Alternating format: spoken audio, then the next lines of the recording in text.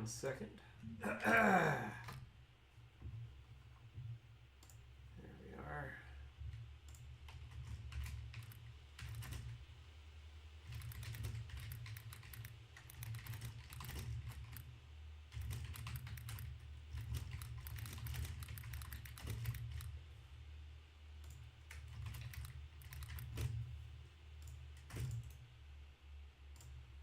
Okay.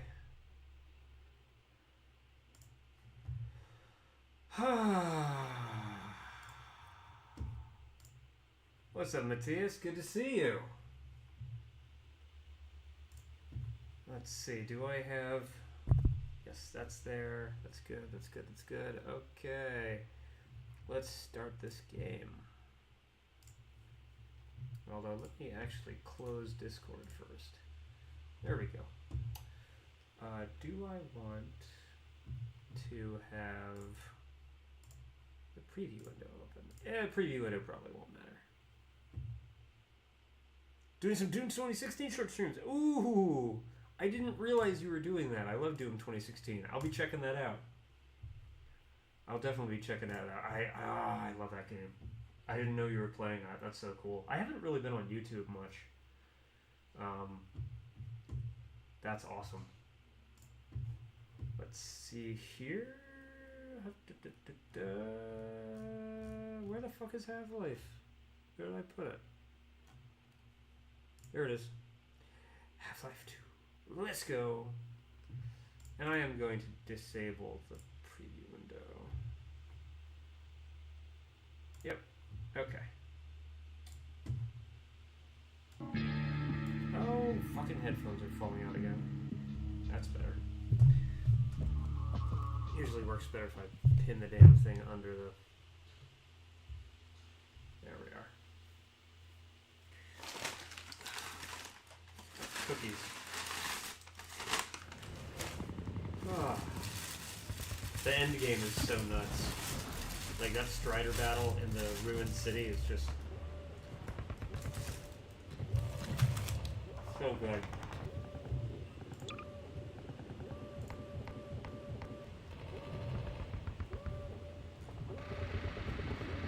Follow Freeman. Yeah, here we go.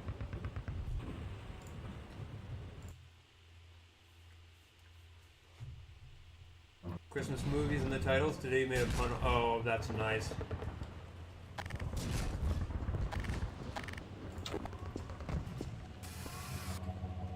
Hey, dog! Not there. You can't get through that way.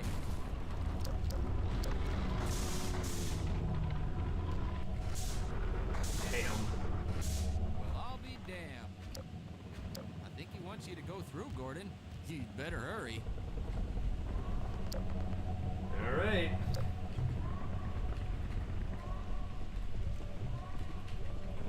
I guess dog will just stand there forever, huh?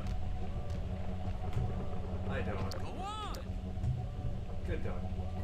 And if you see Dr. Breen, tell him I said...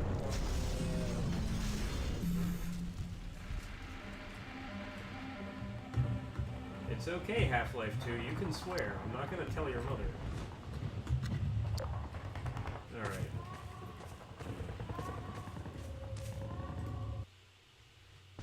What's up, Big Cheese? Good to see ya. Our benefactors.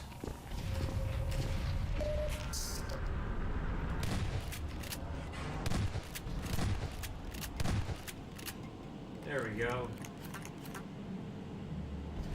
What the hell? Oh, it was a feather. The feather was stuck. Strange. Oh, we got a dead body here.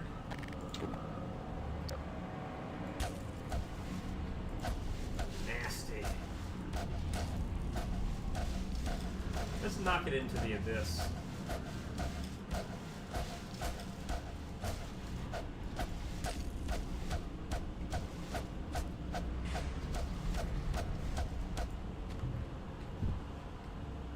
Fantastic. All right. Let's carry that. Oh my. Good heavens. All right.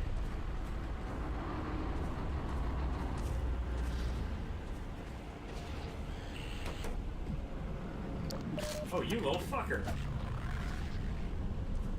Actually hit me. Yet the game felt the need to put health there. It's almost like the game doesn't want to commit to screwing me over.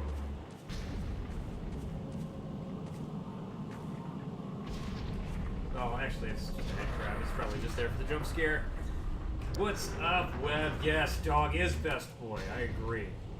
Oh, the cam's over there. That's funny.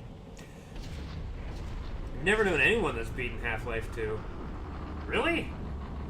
That's a very, very commonly beaten game. You're gonna do Home Alone or Jingle All the Way next, but you don't know how to add Doom to the title? Huh.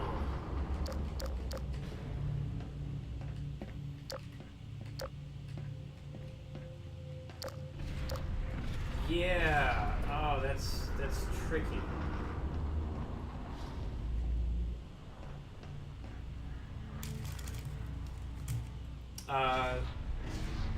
What you could do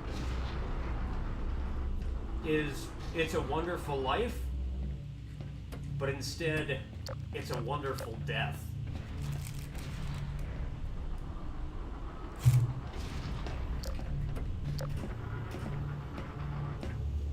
It's a tough game. Yeah, it does have some tough spots. I've never found the game that tough overall, but there are a couple parts that are really rough, like the Strider battle that was at the end of the last stream. The Strider battle is really difficult.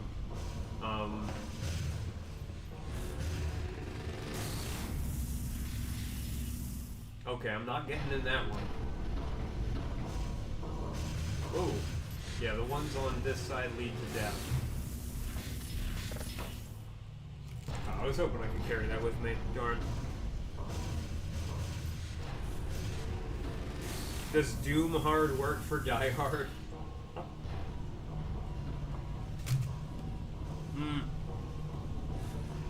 Unfortunately, no.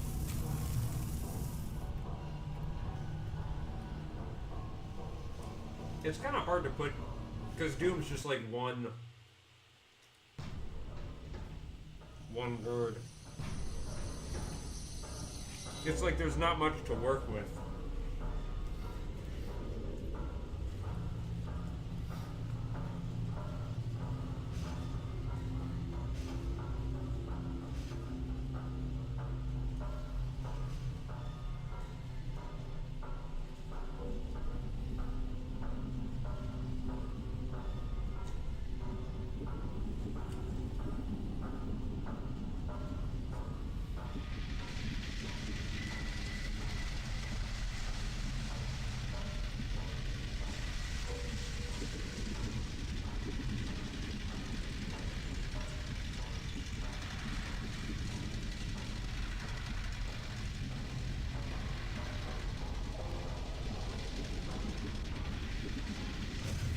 These pods.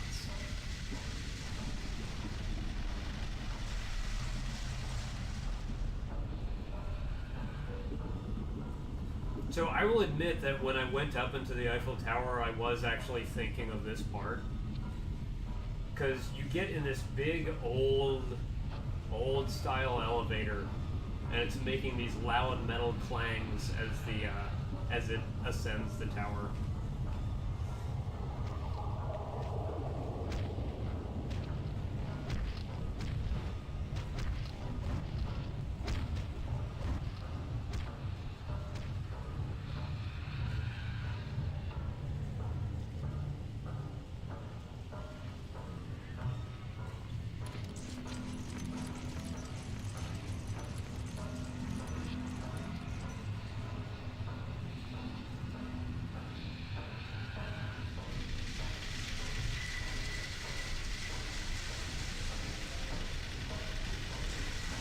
God, the Striders are so creepy.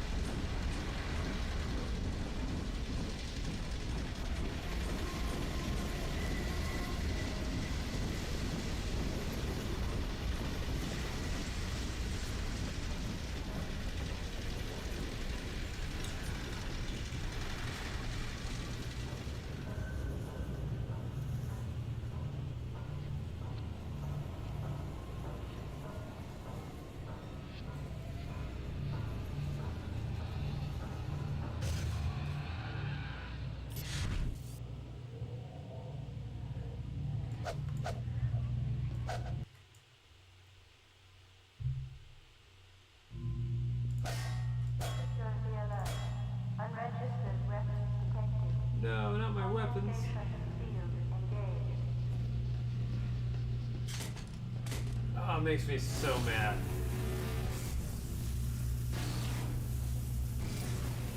And there goes my damn crowbar. It says confiscation field, so like, what I'm not sure about this, is it teleporting my weapons away, or is it just vaporizing them? Alright. So, this is Dr. Freeman. At last. I wish I could say this was a pleasant surprise, but not a surprise, as you will surely agree, very pleasant.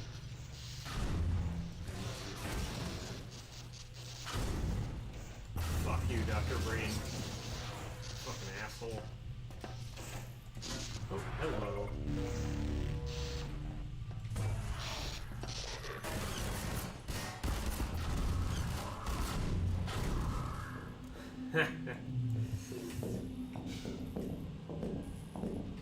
Oh, the superpowered gravity gun is so much fun, though.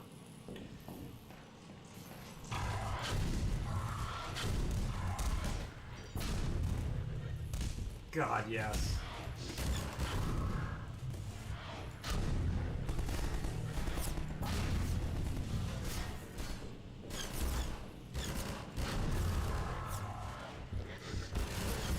Fall down. Circumstances, I like to think we might have been able to work together in an atmosphere of mutual trust and respect.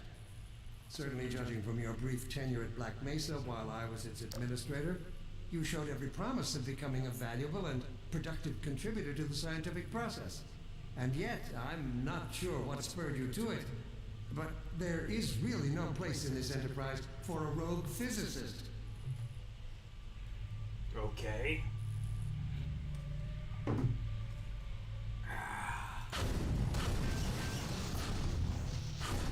What a wiener. Dr. Breen's a wiener.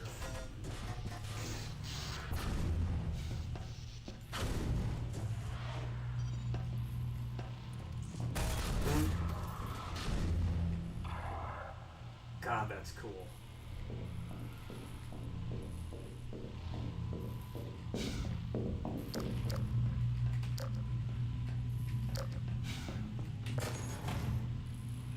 One of these days, I'll probably want to stream the Xbox version of this game. Oh, that's fun.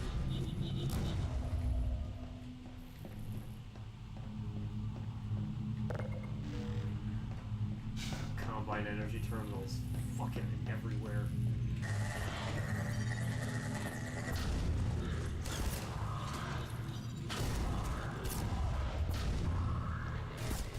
Hey!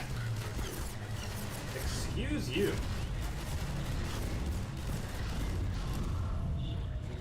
Everybody dead. I like that.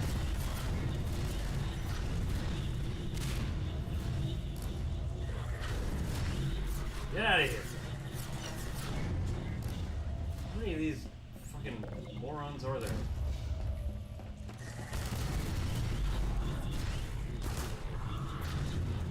Oh, they just keep spawning, huh? That's fine. Nice try.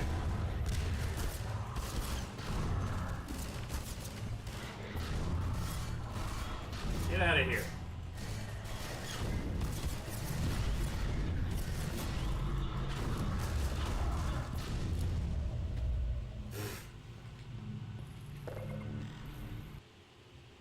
Nice.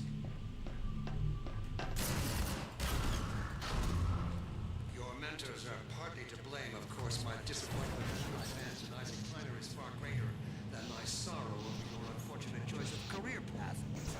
In a way, I suppose you could not have done otherwise. Who knows what seeds of iconoclasm they planted when you were young and going, while they certainly share a responsibility for the recent troubles. It is you alone who have chosen to act in such willful disregard for humanity's future. And Dr. Breen is so full of shit.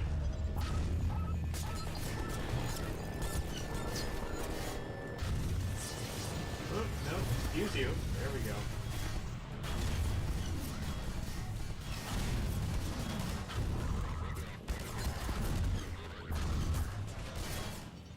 Come on. Damn.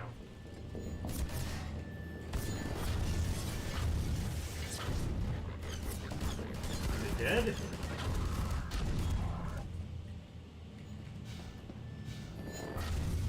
Now it's super dead.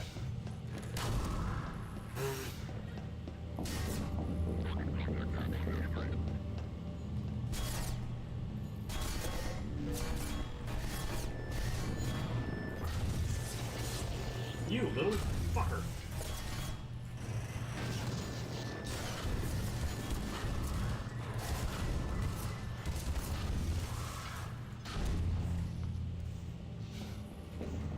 God, that's taken forever to come down.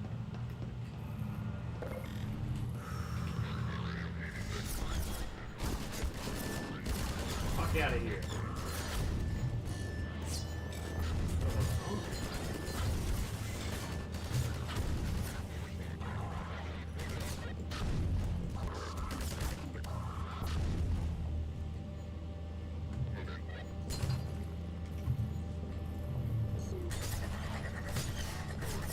Goodbye.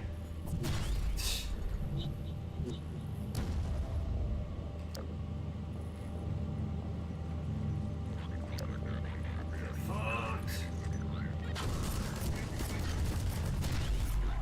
Beautiful.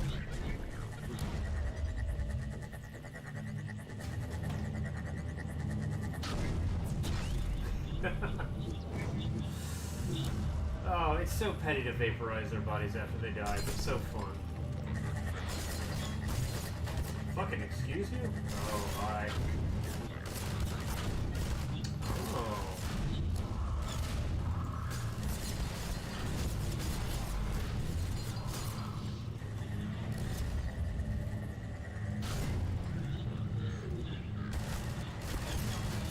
You stop that.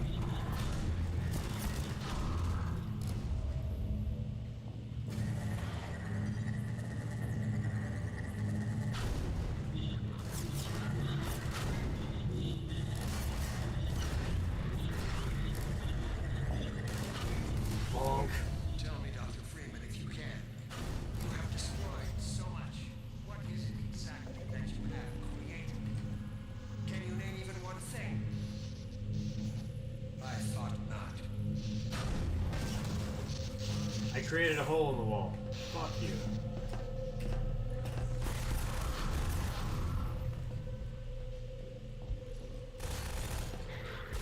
Oh shit.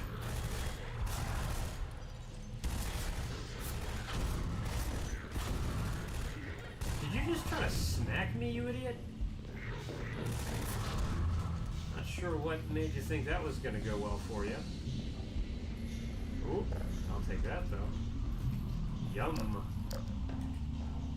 I have laid the foundation for humanity's survival. And not as we narrowly define ourselves, but as something greater than we could ever imagine. Something we can now only begin to glimpse. Glimpse this.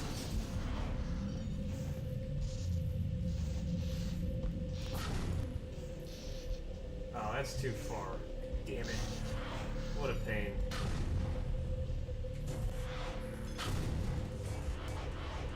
Oh dear.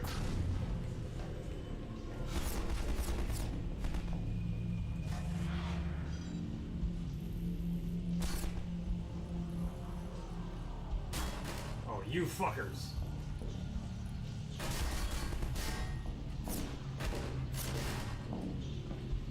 Boom! Oh god, Strider, hello.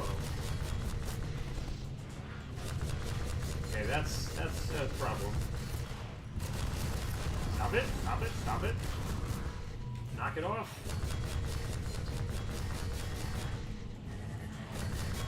Oh fuck.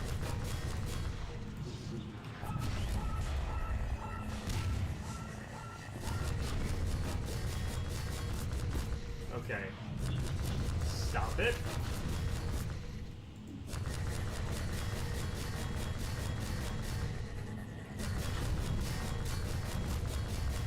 Hit it, hit it, hit it.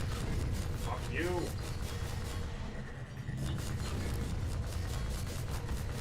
Stop. Okay. Bullshit to get blinded by that. Oh no, how far back did it? Oh no, no, that's not gonna do it all. No. Let's go to that autosave. Yeah, okay. I have laid the foundation for humanity's survival. I don't care.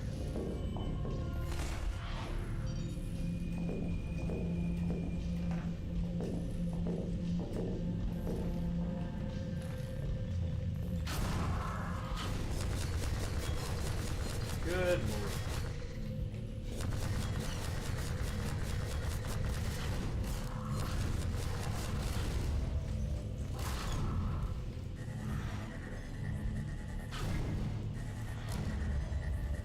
Fucking Strider, come on, man.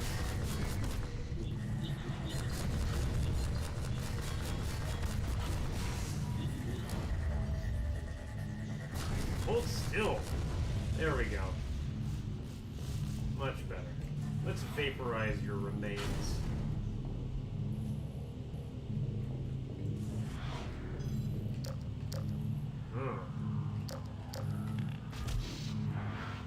Oh, maps. So bumpy.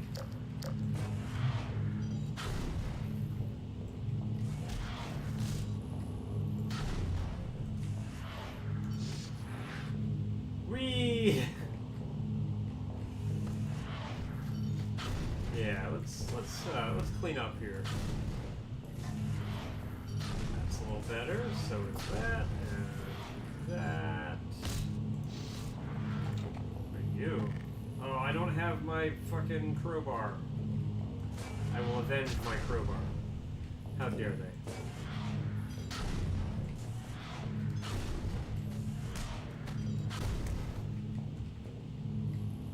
Bye.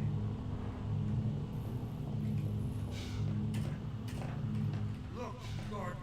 Look at what you are throwing away. Is it worth fuck. it?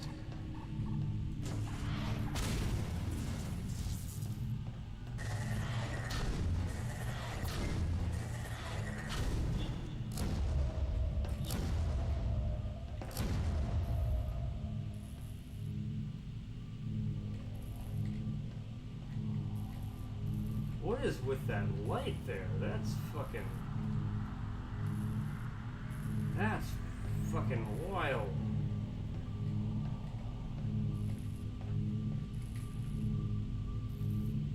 Random, extremely intense light.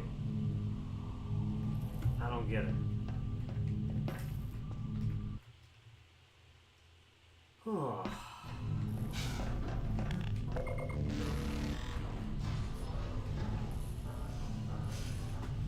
Just a second here.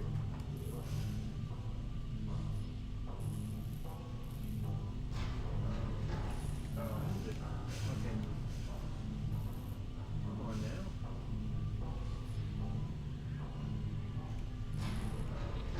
Trying to charge my phone. That's better.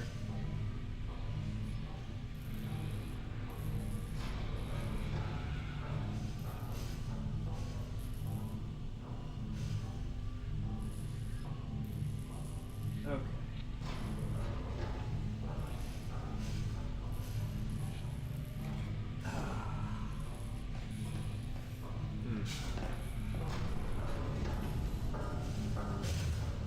Well, time for endgame.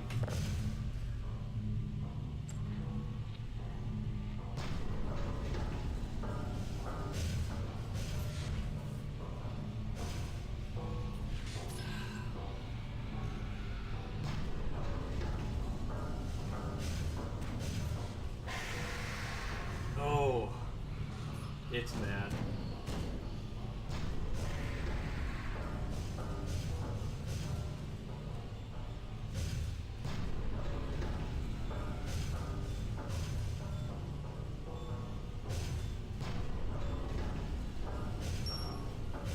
Oh no.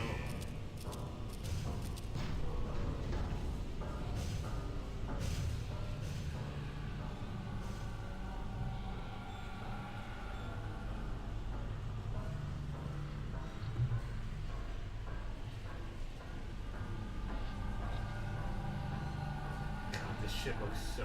It looks so good. Unnerving to this day.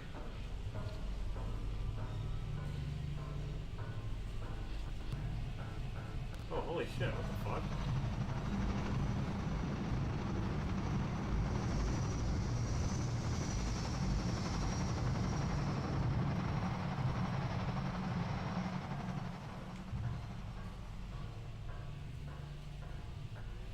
I think those are the only times we ever see those creatures.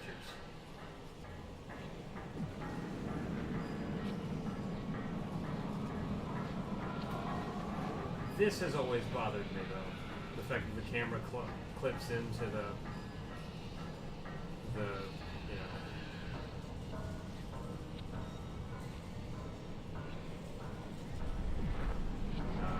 The cart or whatever it is. That's always bothered me. That's in every version of the game. Doesn't matter what your FOV is. Doesn't matter what console you play it on or PC. You just always, the camera always clips into that bar. Dark energy.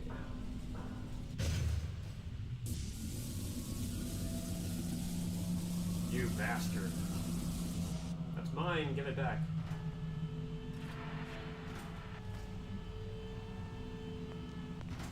I'll take him from here. Don't struggle, it's no use. Until you're where he wants you, there's nothing you can do. I'm sorry, Gordon.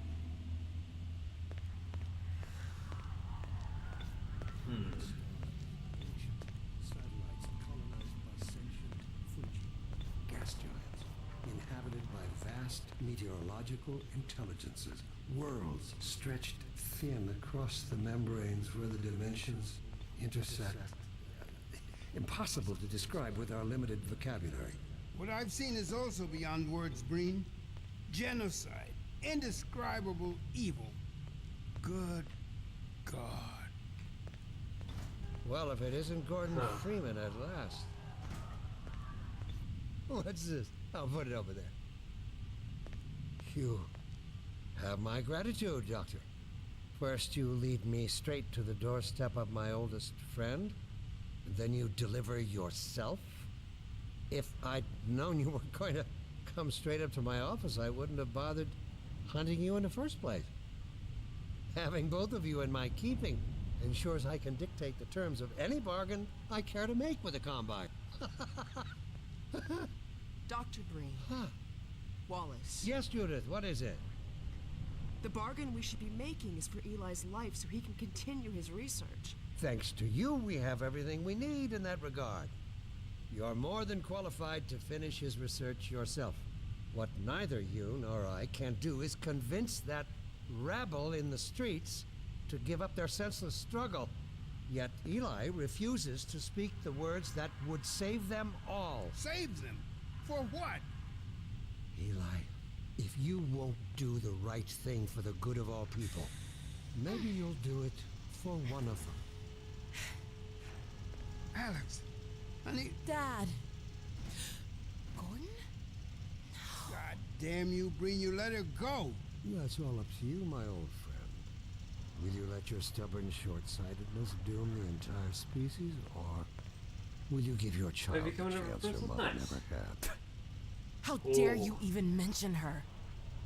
Alex, my dear, you have your mother's eyes, but your father's stubborn nature. You haven't seen a bit of it yet.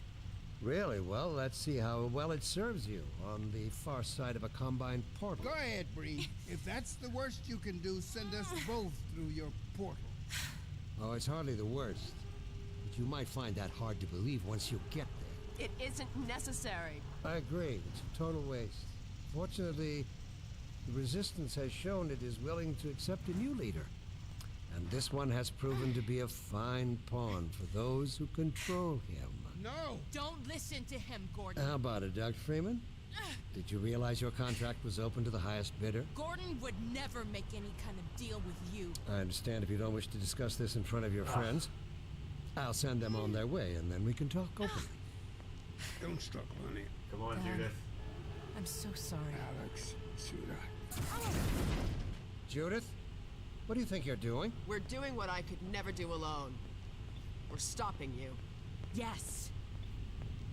Guards, get in here. Jeez. They know you betrayed them. They'll turn on you. Judith, Dr. Mossman, please. I'm sorry, Wallace. You're all out of time. Don't. Hurry! Dad, hang on.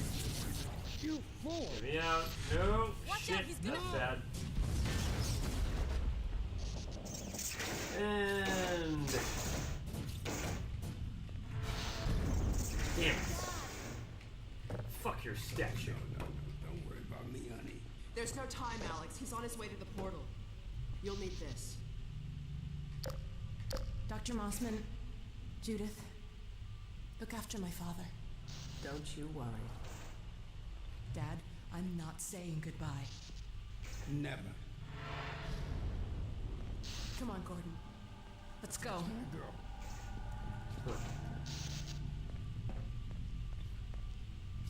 Damn.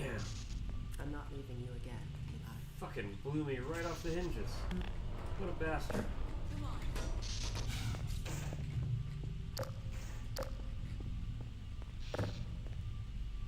I wonder.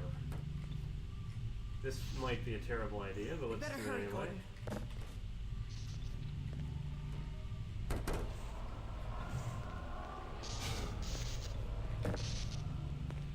Need our own movie, Big Cheese and Wookie Frags. Who would produce it? We better hurry, Gordon. Would it be an A24 movie? Gordon, Oh, we haven't known each other very long, but that was awesome. I know you didn't have to do this. I had to rescue my father, but you, No new ideas, just carry on. thanks for coming after me. It's me you should be concerned. Hey, listen. I can still deliver. That's him. But not without your help. The portal destination is untenable. Surely you can send the relay elsewhere. There's no way I can survive in that environment. A host body, you must be joking. I can't. There he is. Oh, all right, damn it, if that's what it takes. Just hurry, he's right behind me. Oh, shit.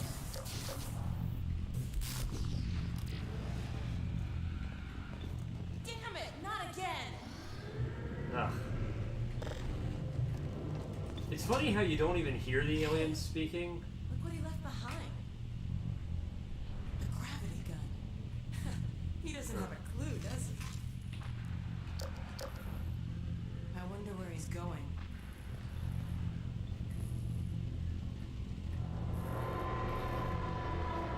Oh my god. This is the Citadel's dark fusion reactor. It powers their tunneling entanglement device. We'll never have a chance like this again. We've got to stop Dr. Breen. Tim Burton would make it. I That could can't be shut it interesting. down. Looks like he's turned over control to the other side. You'll have to go into the core and do what you can. Get in the elevator and I'll let you in. Sure. Don't forget to charge up your suit. I like how she did not press buttons at all, and also that keyboard doesn't really look like a keyboard to me. It looks like circuit boards. Get in the elevator. Or it could be a mixing board. I can't really tell what it is. Elevator and I'll let you do your worst, Gordon. But be careful. Alright, let's kick some ass.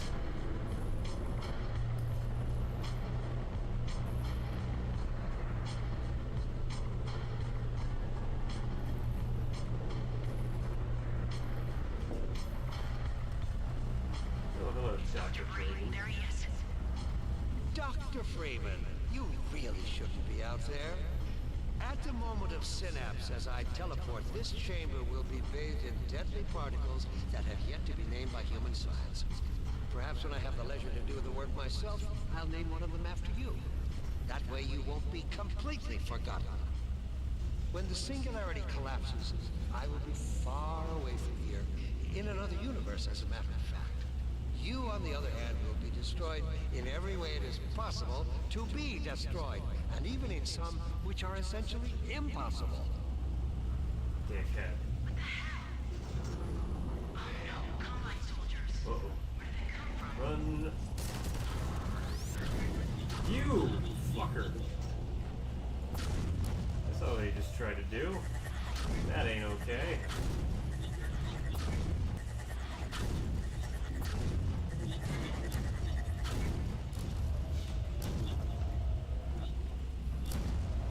I don't know what you can possibly hope to achieve apart from your own annihilation.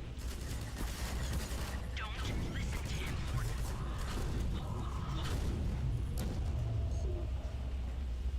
I want to see if I can throw these at that fucking field he's in.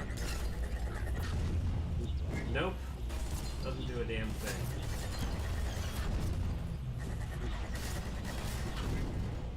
Bonk. I warned you this was futile. He's bluffing, Gordon. Don't listen to him. He's not even watching the fucking bodies that are being flown around.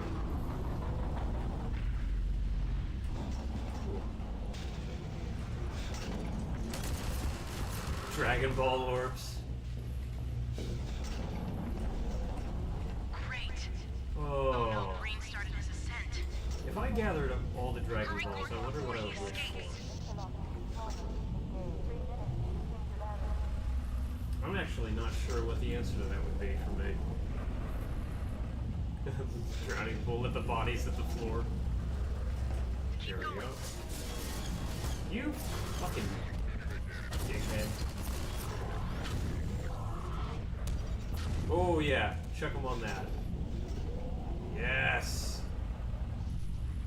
That's funny. Oh, this is where I'm supposed to go. That was pointless, Dr. Freeman. Go, Gordon.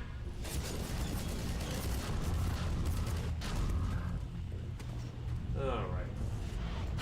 Are you still with us, Dr. Ooh. Freeman? Not for That much was longer, close. I think.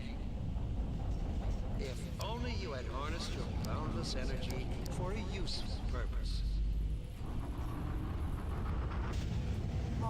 You're talking a lot of shit for somebody that's about to be vaporized. Oh my god. The portal's opening. Yes! Go back, Freeman. You have no idea what you're doing. I hope you said your Shit. farewell.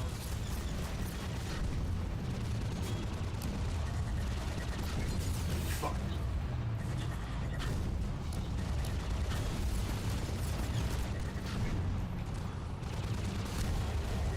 Whoa! Did I just...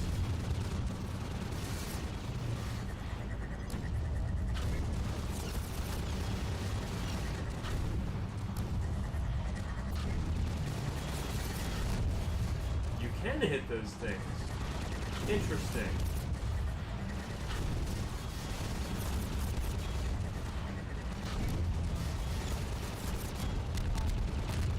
Damn, there goes one.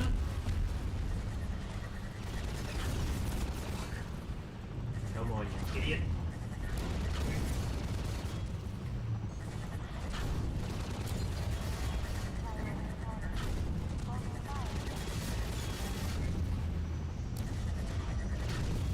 Shit. Yes. Don't know what you'll unleash. You could bring down this whole Sentinel. Think, man. Think of the people below. Huh. No! You need me. Did it! Come on, Gordon. We've got to get out of here. Maybe we still have.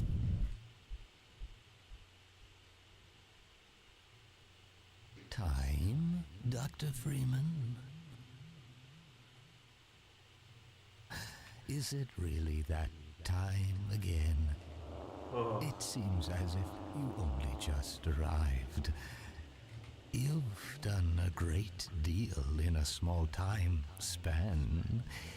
You've done so well, in fact, that I've received some interesting offers for your services. Ordinarily, I wouldn't contemplate them, but these are extraordinary times. Rather than offer you the illusion of free choice, I will take the liberty of choosing for you.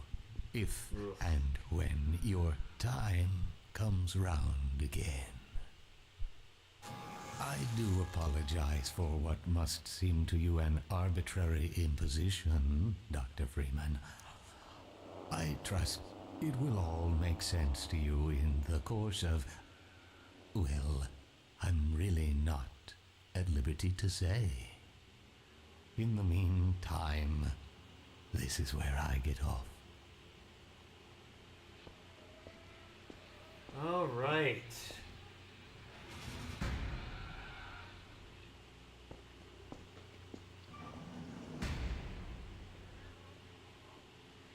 Oh, that's Half-Life 2. Love this game. Absolutely creepy fucking ending. Who? He's headed to a club.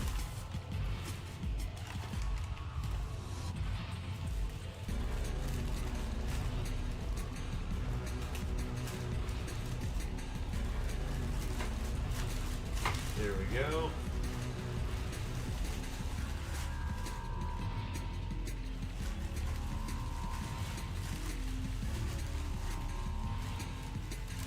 Imagining G-Man on the dance floor is pretty funny.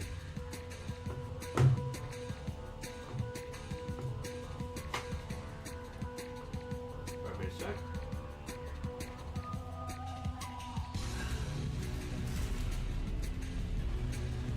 Ooh, that's spicy.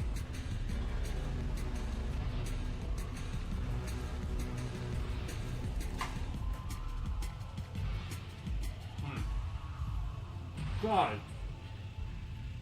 The first 3 names of the voice cast are all dead.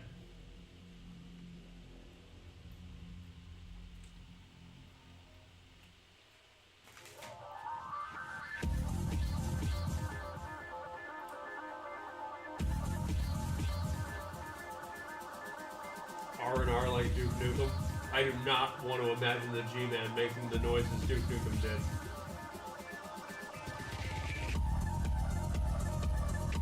The expansions are still hard as fuck. I mean, I don't know about that.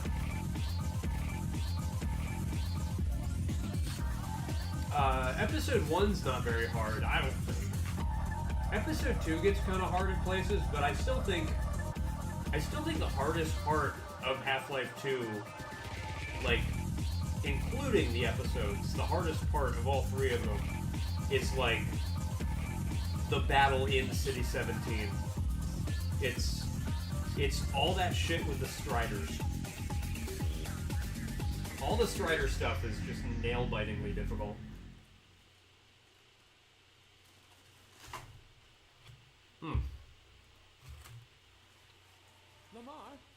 Lamar! Blast that little... Where did she get to?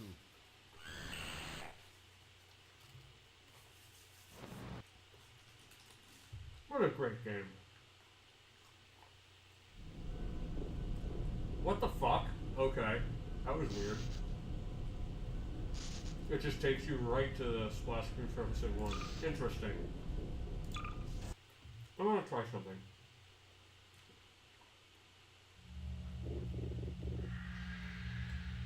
I want to see one of the. I want to see the developer commentary for this. There we go. I just want to check some of it out. My Paris hat is cool. Was it expensive? Not really. It was like €9. Like 9 or 10 euro. It was pretty cheap. Thank you, though. I do like it. It says the word Paris on it. I bought it at a train station. I like it. I keep wearing it. It's fun.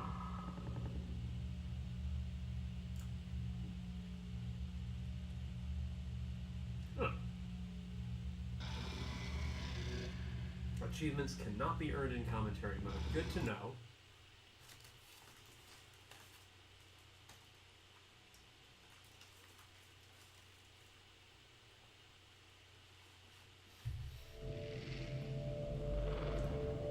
Rise and shine, Mr. Freeman. Rise and shine. Not that I wish to imply you have been sleeping on the job. No one is more deserving of a rest, and all the effort in the world would have gone to waste until... well, let's just say your hour has come again. How has it been 20 years? The right man in the wrong place can make all the difference in the world. So wake up, Mr. Freeman. Wake up and smell the ashes.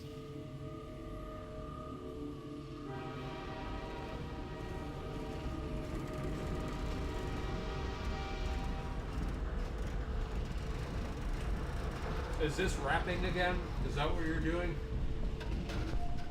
I didn't see you get on.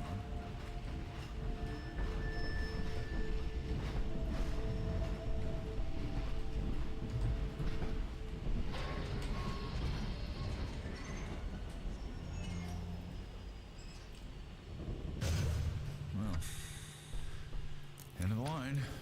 Oh, we got a commentary node. Here we go. Welcome. Welcome to City 17. You have chosen... One right in here. I'm Gabe Newell, and welcome back to Half-Life 2. It's been a long 20 years since its release.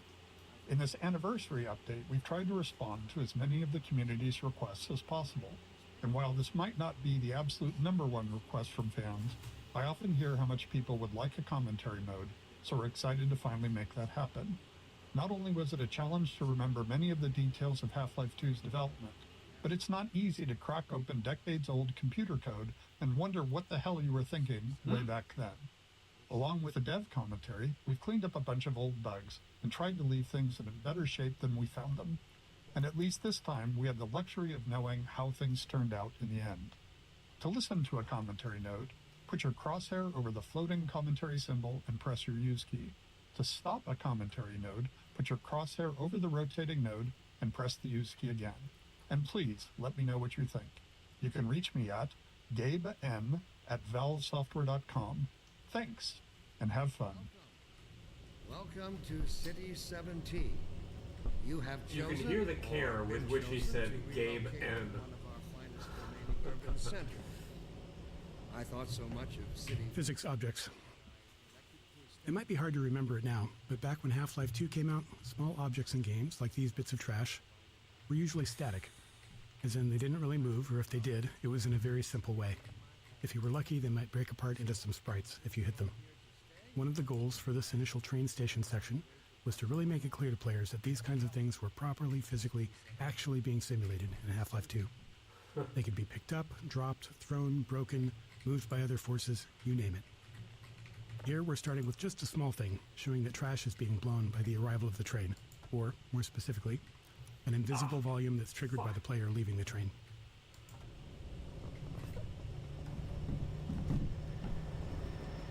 Train station. The beginning of a Half-Life game has a big job to do. We have to introduce players to a new world while teaching them how to interact with it. Players need to quickly grasp what's happening, who the key players are, what threats they face, and how they fit into it all. Above all else, it has to be as fun and interactive as possible. Nailing this takes a lot of iteration and playtesting, especially on the small moments that make up a bigger picture of the game. In this section, we'll highlight some key moments, game design problems, and a few playtests where things didn't quite go as planned. And so, whether you are here to stay or passing through on your way to parts unknown, Oh, the hands have been ripped off the clock. It's safer. I never noticed that before.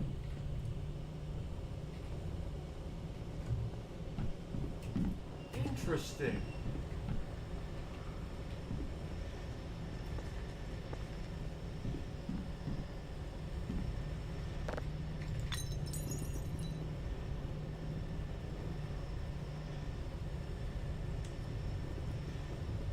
What do I think?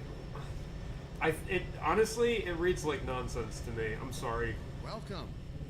Welcome to City 17. It's literally just nonsense to me. Chosen to relocate to one of our It doesn't work in the chat. centers. I thought so much of City 17 that I elected to establish my I'm not gonna like read in the citadel freestyles. so I'm thoughtfully sorry. provided by our benefactors. I've been proud to call City 17 my home. And so, whether you are here to stay or passing through on your way to parts unknown, welcome to City 17. It just kind of takes time away from the things I'm trying to focus on.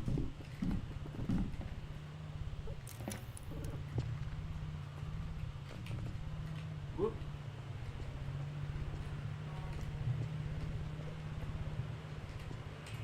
Sweeping Vortigaunt. Another key moment of storytelling and another nod to the physics system. Here, we're showing how Vortigaunts fit into this new world, which is a big shift from their Half-Life 1 role as enemies.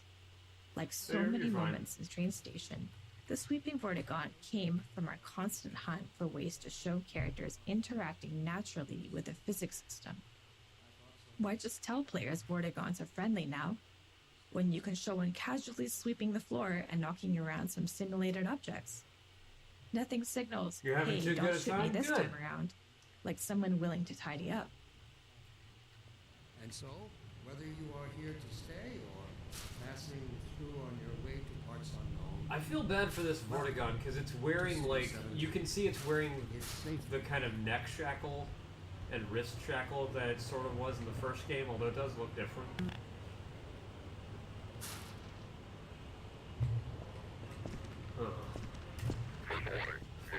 This stuff, it's all I have left. All right, I'm moving. Jeez. Whoa. Oh, I hate those things. Metro Cop shoving citizens. We've only walked a few feet and we're already got problems to solve. We're introducing the Metro Cop, an enemy that eventually we're going to ask players to kill, and giving you a glimpse of the world they're stepping into. It's a simple, clear moment that shows the relationships between the Metro Cops and citizens, and by extension, the player. At the same time, we decided to reinforce the existence of the core physics simulation, showing the way in which NPCs can casually interact with objects in the world. Seeing something like a suitcase knock into another and dislodge was pretty novel back then. These moments at the train station, where we combined multiple goals, were the most successful. They felt natural, like the game wasn't pausing just to teach you a lesson. Oh, this fucking asshole. it's safer here. Ow! Damn.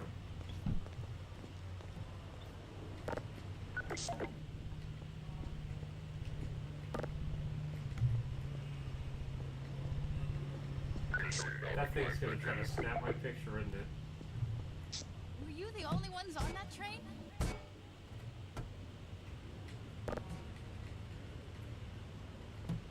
Welcome. Welcome to City 17. Overwatch stopped our train in the woods and took my husband for questioning. They said he'd be on the next train. I'm not sure when that was. I thought so much of They're being nice, though, letting me wait for him. My administration Your husband is dead. In the Citadel so thoughtfully. Citizens. When it came time to design the human citizens of City 17 and the world outside the city, we chose to include a variety of races, ages, and genders. This not only provided narrative context for the Combine's enslavement of all of humanity, but it was also important to us that anyone playing the game could see themselves represented in the Resistance, with everyone on Earth united against the Combine.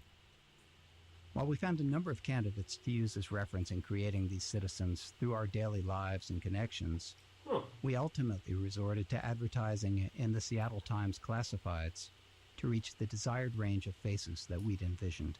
That's interesting.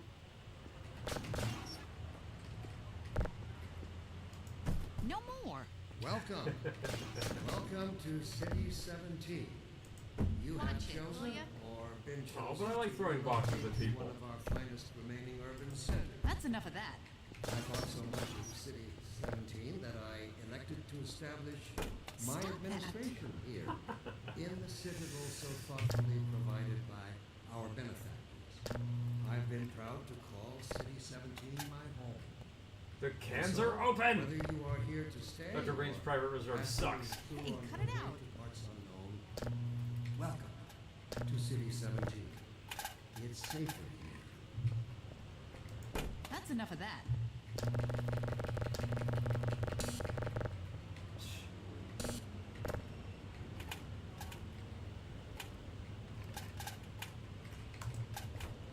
Fucking empty cans. It's bullshit.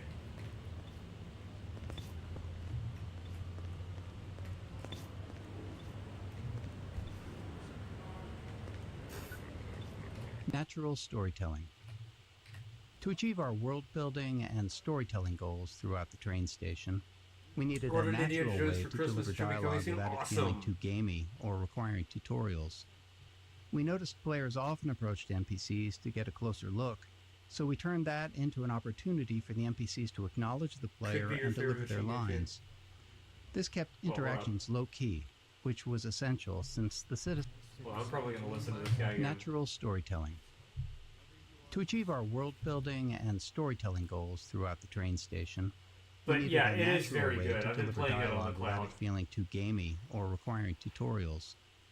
We noticed players often approached NPCs to get a closer look, so we turned that into an opportunity for the NPCs to acknowledge the player and deliver their lines. This kept interactions low-key, which was essential since the citizens aren't exactly too cheerful or lively. The simplicity of this approach also aligned with one of Half-Life's core storytelling goals, making the narrative responsive to the player's interest. Some players want to dig into every detail, while others just want to know what to do next. Giving players control over how much story they want to engage with, without it blocking progress, is a goal we always try to maintain in a Half-Life game. Plus, the less complicated a feature is to implement, the more of it we can include. Words to live by. Our benefactors. Dr. Freakman, what's up, Baxter? Good to see you. And so, whether you are here to stay or... Don't drink the water. They put something in it to make you forget. I don't even remember how I got here. Stop that. No more.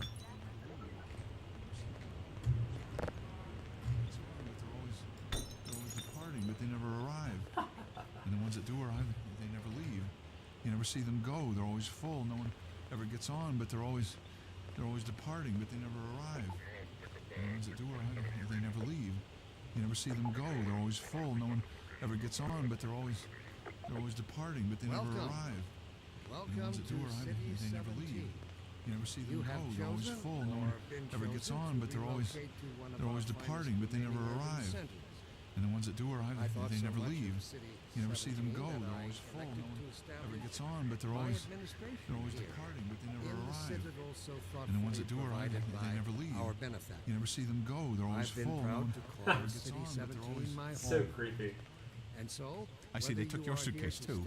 They can't get away with this much longer. Through on your way to parts unknown. I'm working up the nerve to go on. To City 17. It's safer. Dr. Breen again? I was hoping I'd seen the last of him in City 14. I wouldn't say that too loud. This is his base of operations.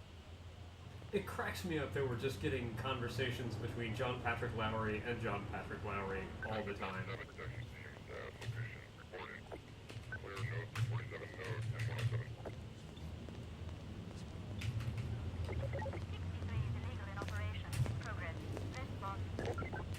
Oh, what's going on here?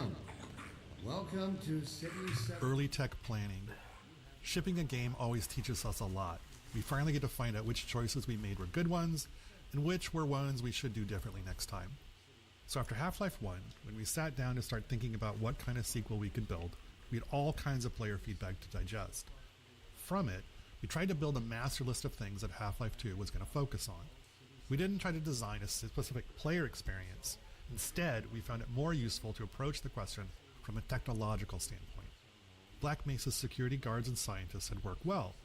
What could we do if we pushed it really, really hard on characters? We liked our interactive storytelling. What could we build that would allow us to do even more of it, and a greater variety? The exploration and interaction with the Black Mesa was compelling to players. Maybe a physics system would allow us to take that further. Yeah. In all these areas, we tried to imagine the best version of it could look like years in the future, and back solve from that a set of technological steps that might get us there. Huh. Interesting line of thinking. Welcome.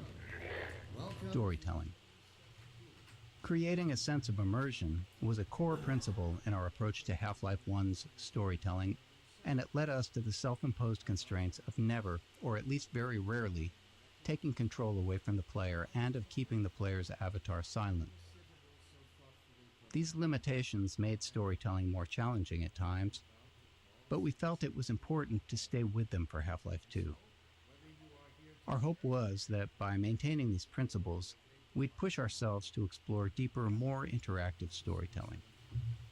It's safer. I mean, you sort of succeeded, but at the same time, it's more constrained in Half-Life 2. Like, the world in which this game takes place is much more realistically realized, but the player kind of has less control over what kind of a person they are. You can't, like, kill story-centric NPCs in this game. Actually, you can't kill any friendly NPCs at all. You can just get them killed. To relocate to one of What's up, cheater? remaining urban centers. I thought so. How is the voice acting in the developer commentary better than the voice acting of Hunt Down the Freeman? Ouch! In the Citadel, so thoughtfully that's funny. Our benefit. I still haven't played that. Proud to call I City 17 my home. don't want to So, shell whether out you the are money here to for it. stay or passing through on your way to parts unknown. Welcome. Yay! Yay! Ow! Oh god. Alright, let's play tennis with my body. Do it? Yay! I am a ball.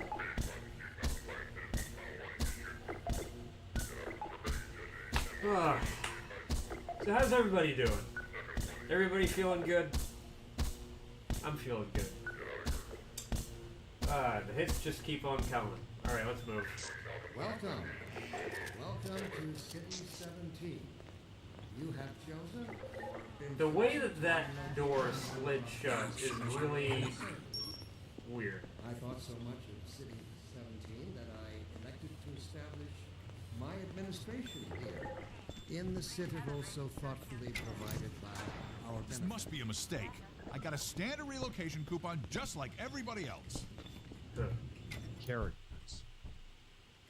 In Half-Life 1, security guards and scientists could best be described as archetypes, not individuals. They were abstractions of characters that matched the visual fidelity we could achieve at the time. But as our technology improved with Half-Life 2, we saw an opportunity to move beyond abstractions. The increased visual fidelity of the character models, combined with improvements in animation, made us believe we could focus on creating individual characters, people you would actually care about. We allowed ourselves to write real dialogue and have characters deliver it in a way that felt realistic enough for players to not think about them as pawns in a video game, and hopefully propel our narrative forward. In 2001, a couple of years into development, we were energized by Japan Studios' Ika. Directed by an animator, it blew us away with its reliance on characters as the key connection to the player, giving us the courage to keep pushing forward. Yeah, the animator that they're talking about was Fumito Ueda, who worked on D. That's interesting that they mentioned Eco here, but... Wow, it's really easy to forget that Eco came out in 2001. Because the game doesn't really feel like a game from 2001 And that is owing in large part to the animation. The animation in Eco is top tier. Actually, Eco and Half-Life have a lot in common in a weird way. Well, that's kind of sending me, honestly. Just picked up Path of Exile 2. It's a shame that it's a paid beta for a game that's going to end up being free to play. Oh. It's funny how frequently this keeps happening. But it's like you can just see the writing on the wall. What kind of game is Path of Exile? I've heard of it, but I really have no familiarity with it beyond the name.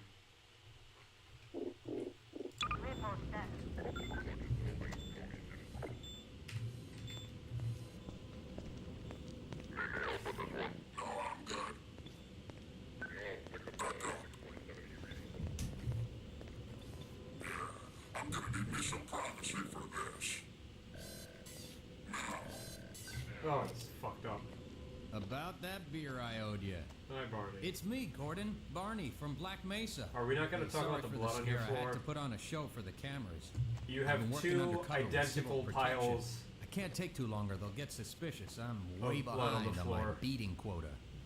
Yes, Barney, what is it? He can't be that far behind on his beating quota. Sorry, Doc, but look who's here. Great Scott! Gordon Freeman! I expected more warning. Yeah, you and me both, Doc. He was Diablo about to board the express to medieval Nova characters? Prospect. Well, Barney, what do you intend? Is Diablo not with medieval characters? Alex is around here somewhere. She would have a better idea how to get him here. Oh, as long as he stays away from checkpoints, we should be okay. Really? Listen, I gotta go, Doc. We're taking enough chances as it is. Very well. And, Gordon, good to see you. Okay, Gordon. You're gonna have to make your own way to Dr. Kleiner's lab. Oh, man, that's what I was afraid of. Get in here, Gordon. Okay, before you blow so my cover. What I'm getting from you both is that it's very much like Diablo. That sounds kind of cool. Pile up some stuff to get through that window and keep going till you're in the plaza. I'll meet up with you later. Blocking tutorials. At times, we need to be certain the player has learned something, and the standard method, at least in game development, not in life, is to trap them behind a gate of some kind, where the player must demonstrate their knowledge to be able to continue. We try to disguise these gates as something natural, so it doesn't feel like the game has come to a halt. Of course, time, resources, or the environmental context itself can make that tricky. In this case, we needed to teach the players how to move objects, so a simple stacking puzzle seemed like the best solution. We tested more complex designs, but they ended up being less effective at teaching the actual thing we needed the player to learn. So, you know what game doesn't do this? Is Stray.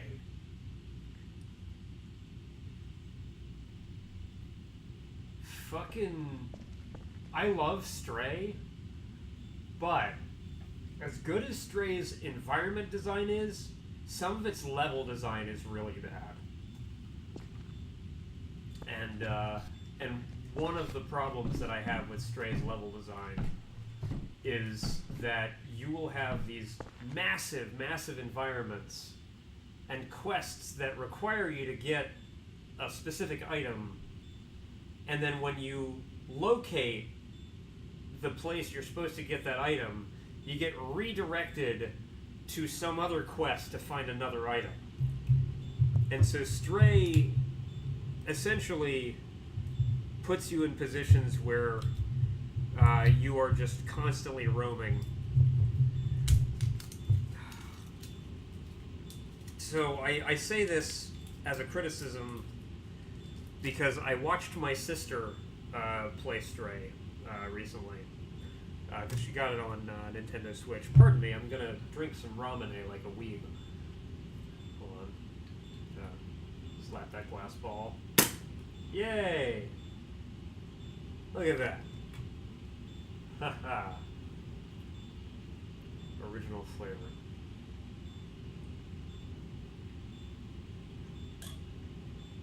It tastes like bubble gum. Has greater class flexibility than Diablo 4.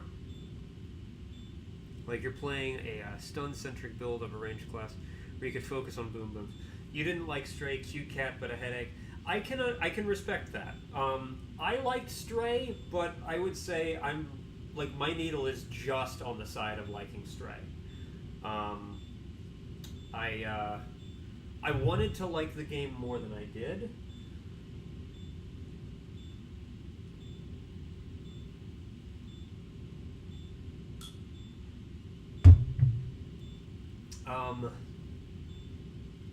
I feel like the problems that Stray has were all solvable. It all basically came down to level design. Like, Stray had great environments, but the level design was kind of whack. Like, you could have these pretty interesting puzzles, but the puzzles, very unlike this, the puzzles were set. You know, the puzzles were not gated in. They were just there in these massive environments. So you could go for a long time without working out what it is you're supposed to do. I didn't have that much trouble with Stray. There were a couple points where I got very annoyed, but I didn't have too much trouble with Stray. I think, like, yeah, my first playthrough of Stray is on YouTube. I don't know how long it took me to get through it. Overall, I liked it, but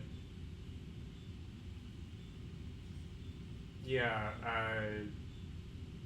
going back and revisiting it a little bit, it's got some things that need work. Blocking tutorials 2. There are 2 failures of note in this tutorial. First, players can break it by tossing all the boxes out the window, which is obviously not great. This leaves them stuck and unable to continue, which we consider a game-stopping bug that must be fixed. A clean solution would have been to tweak the window or crate sizes so that the player could fit through but not the crates. The problem was that we really only caught this problem late in development. Making even a simple change like that can have unpredictable game-breaking consequences, and right before launch no less. Also, this issue was purely theoretical. We'd never actually seen players do it. Our playtests of the design space had gone smoothly, with players learning what they needed and moving on. So changing the room's design this late in the game could have disrupted that success in ways that we couldn't foresee, so we opted for a more conservative fix rather than something elegant. If you're curious, try tossing all the boxes out the window and see what happens. Well, now I'm curious. Shit.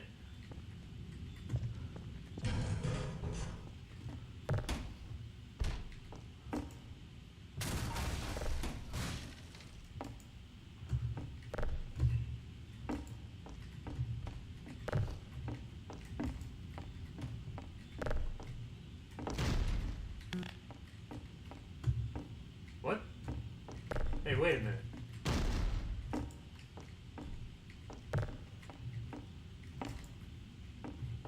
Ah, okay, I see.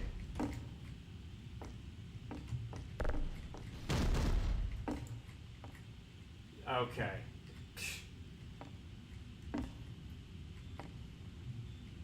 Blocking tutorials 3. The second failure in this tutorial space is a case of misteaching, where we accidentally teach the players something we didn't intend. This can be hard to avoid without extensive playtesting, since the game is always teaching, even when it's not by design. We cover a more extreme example of this later in Train Station. Some cases of misteaching are critical to fix, like if the player learns the wrong way to use a weapon or interact with a common element of the game. But this one was more subtle. While teaching players to move objects, we also taught them to stack physics objects to escape a space. Normally that's fine, except we don't deploy that puzzle later in the game, and teaching something irrelevant just clutters up their mental toolkit and makes it harder to readily keep useful things in mind later on. That's not totally Worse, true. You stacking objects to escape the play space become a problem later on, something we had to actively prevent in multiple areas. With so many physics-based objects in the game, blocking this behavior without putting ceilings everywhere wasn't really an option. In the end, we hoped players wouldn't overthink this early lesson, and when playtests showed players getting stuck later on, we made sure not to remind them of it. It's not totally true that that never comes up later. There's that bit with Dog. When you meet Dog, you end up being told to use the gravity gun to get up to higher areas, and you can be rewarded for doing that by finding like the old Half-Life 1 HEV suit charger and stuff.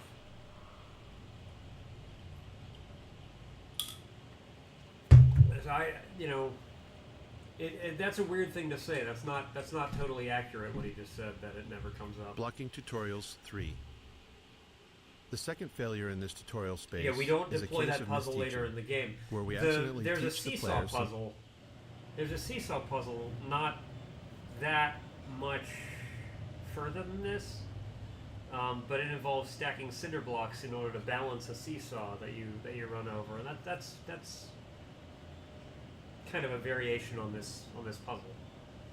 I'm not sure what I'm really not sure what that developer's trying to say there. It's wrong. I'm sorry, Half-Life 2 developer commentary, but that's not accurate. The proof against what you're saying is in the very game that you're saying it in.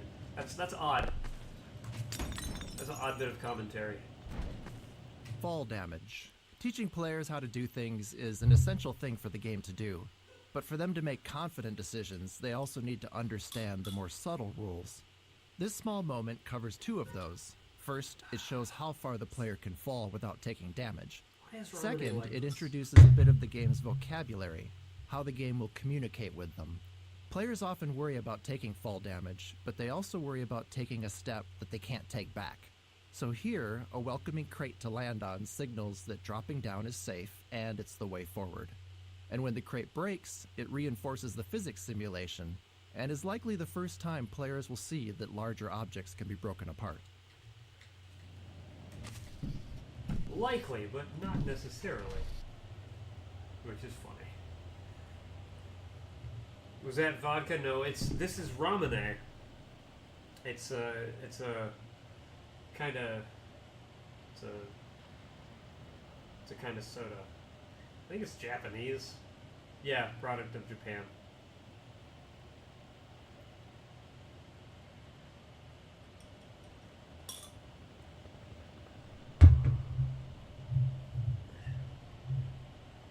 Yeah, you're right. There is a part in the airboat section where you need to stack objects to get to a hidden stash. Yes, that's absolutely correct. Yeah.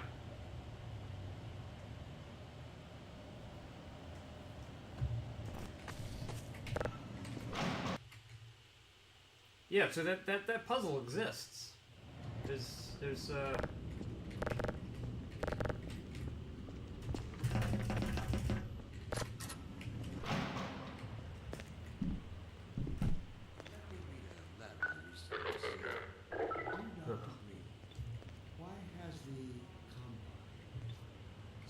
Pick up that can. Contextualizing tutorials, creating a story scenario in which they happen, lets us do more than just stop the game to teach players something. We get to add narrative value to the moment. Here, teaching the player how to throw objects is combined with a narrative setup that gives them a choice in how to respond. After watching the Metro cops casually abuse citizens, it felt right to put the player in a similar position next. If they had opinions on how the citizens should have reacted, now they get to express them. Playtesting showed most players either complied or refused the request to pick up the can, but some tried to avoid the confrontation entirely. Others would comply initially, then retaliate after feeling humiliated. By keeping the moment relatively constrained in both terms of player actions and the space itself, we could generally react appropriately to whatever choice they made. Huh. Cool.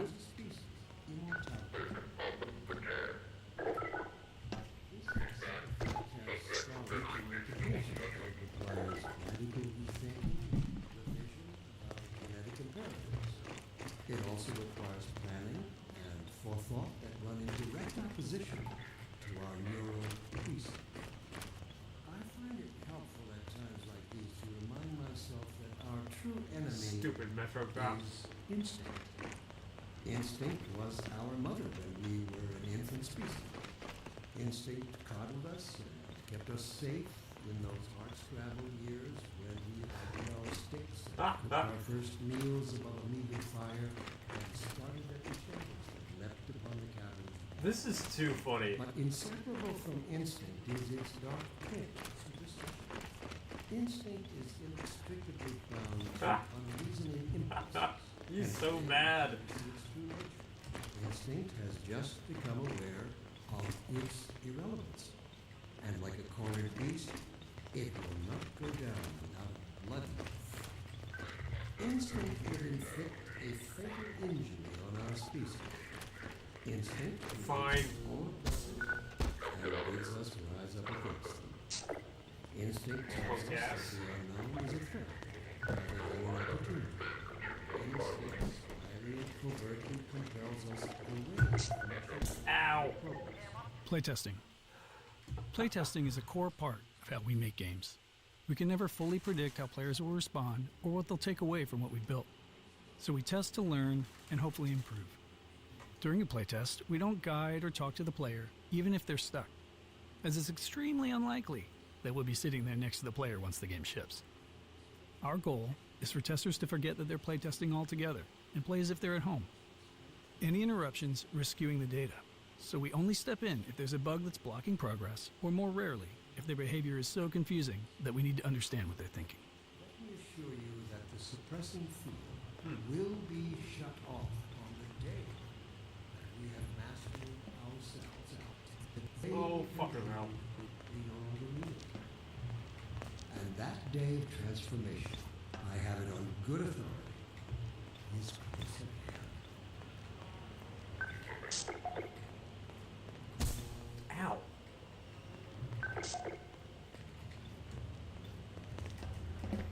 Can I get anything out of this? No. Stupid dispenser. Early in a Half-Life game, one of our goals is to make promises to the player, giving them a sense of what to expect later on. From movies to TV shows and books, all great entertainment does this in some way, and video games are no different. The promises in a Half-Life game can take different forms. Some are simple, like offering just a glimpse of something intriguing. Others are more layered, like the interactions with Metro Cops. By putting the player in a powerless position against them, we set the stage for that future moment when they can finally get to retaliate. Yeah, but I don't get to retaliate against that one. Fears for the future of the species. I also detect some unspoken. We are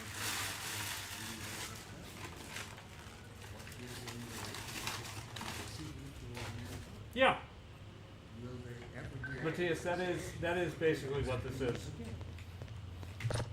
Allow me to address the anxieties underlying your concern, rather than try to answer every... The Citadel. We wanted the player's first view of City 17 to highlight the Citadel and its dominance over the city, representing the Combine's complete and total power over humanity. It also needed to serve as a clear goal. Even at the start, you can see where your journey ends. But despite its massive size, playtesters often missed it. A player's sense of depth and scale can be tricky on a computer monitor. If you've played any games in VR, you'll likely have noticed that scale feels more natural. Anyway, in this case, the Citadel's position above the player didn't help things either, which may be because FPS games train players to focus straight ahead or down at their feet. To improve the chances of players taking in the Citadel, we added birds flying towards the structure.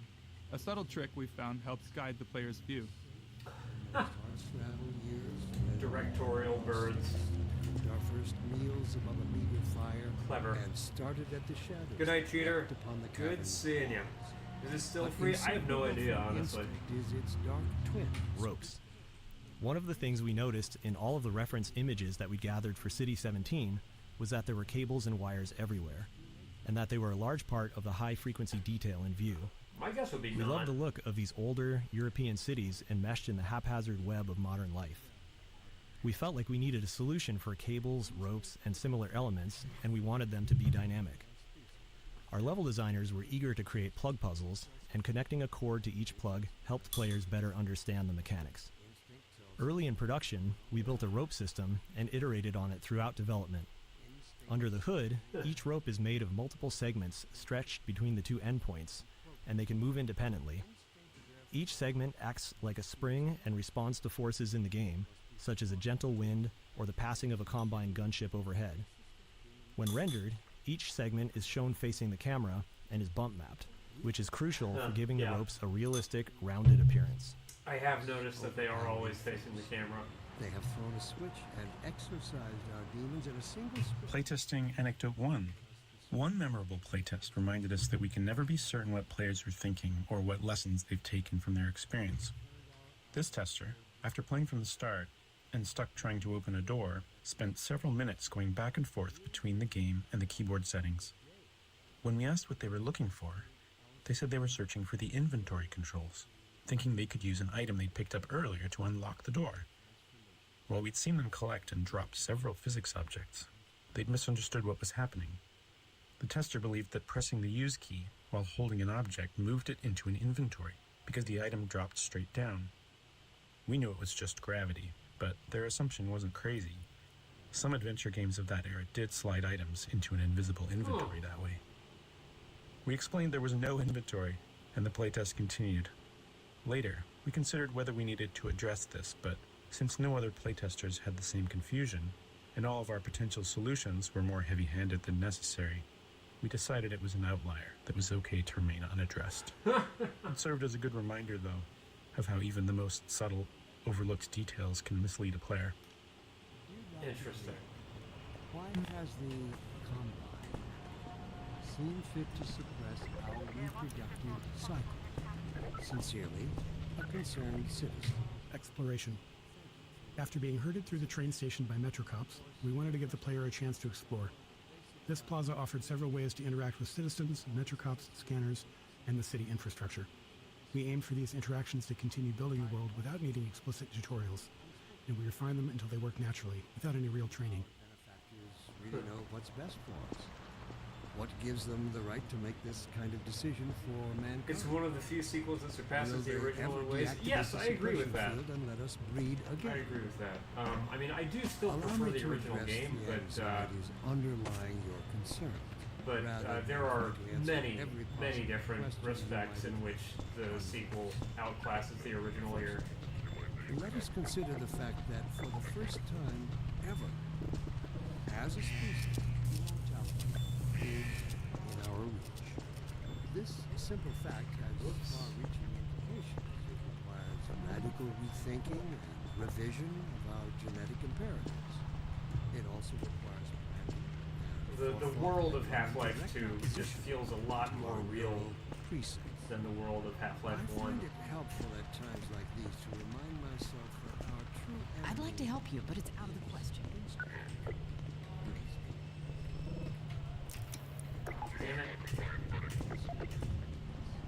Strider. This simple moment is a promise that you'll encounter this enormous thing later in the game. Even an uncomplicated scene such as this really does require a lot of playtesting and iteration because of Half-Life's goal of not taking control away from the player. As you can imagine, it takes a lot of small tweaks to ensure that as many players as possible are looking at the right place at the right time here. Yeah. The street layout and the Metrocop scene are all set to guide the player's gaze, perfectly framing the Strider when it appears. Interesting. Early game exploration.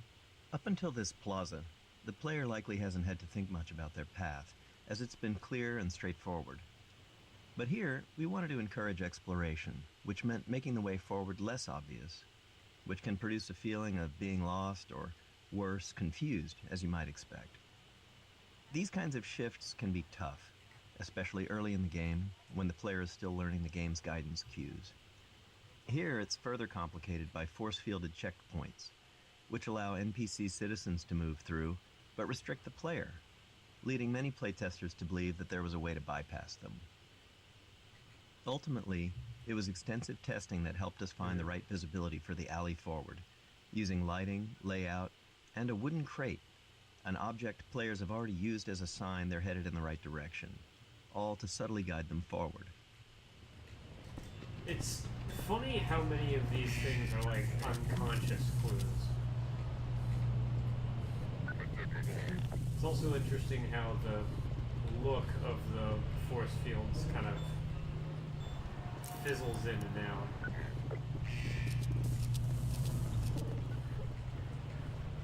Oh. He's sitting on that thing. How? Dickhead.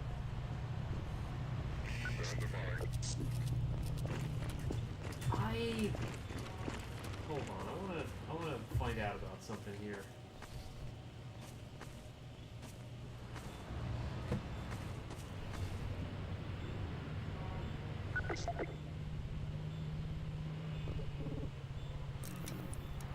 Come on. I wanna see if I can move this and then stand on it.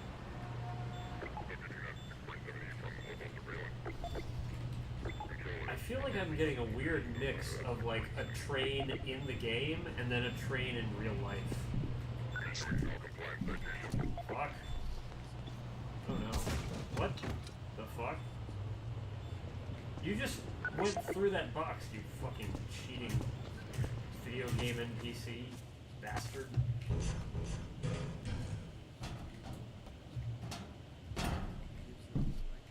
Huh. Well. Closed captions.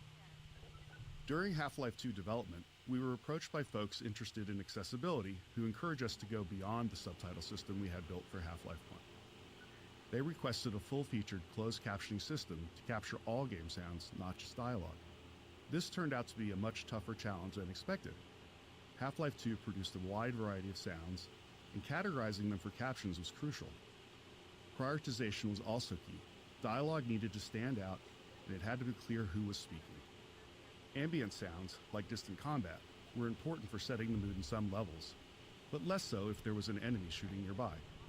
Our level designers also often reuse sounds in different contexts, so sound might require captioning in one area, but not in another. Ultimately, every sound in the game ended up with its own caption data, formatted almost like a small version of HTML, giving us control over the visual style of each caption. As with the audio files, the caption data was too large to keep in memory, so we built an asynchronous caching system to handle it efficiently. Huh. Cool. This is how it always starts. First the building, then the whole block. They have no reason to come to our place. Don't worry, they'll find one.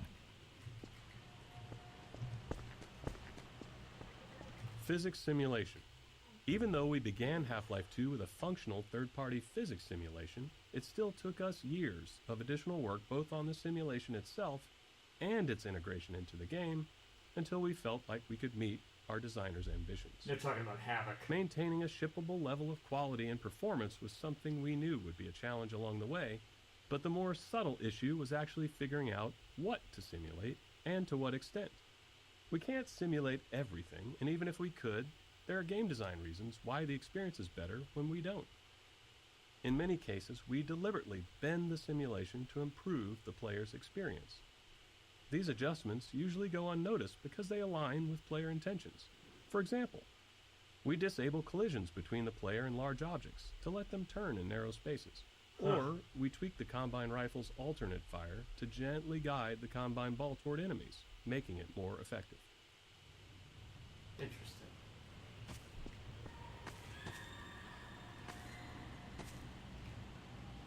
Here's a good look at the ropes.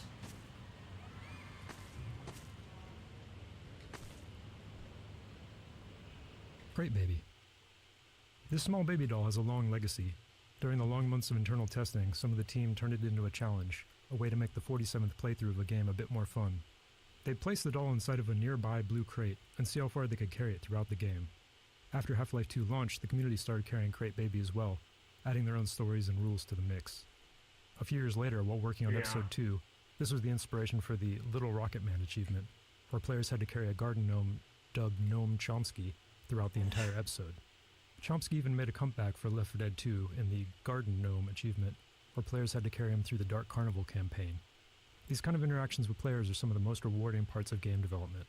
We design games with theories in mind, but you never really know where things are going until players get their hands on it.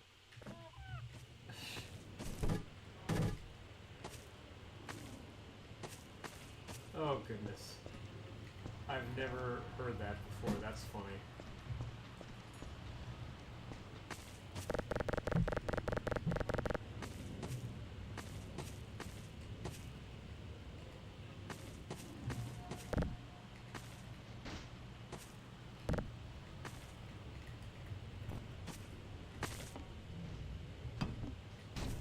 Physics Simulation 2.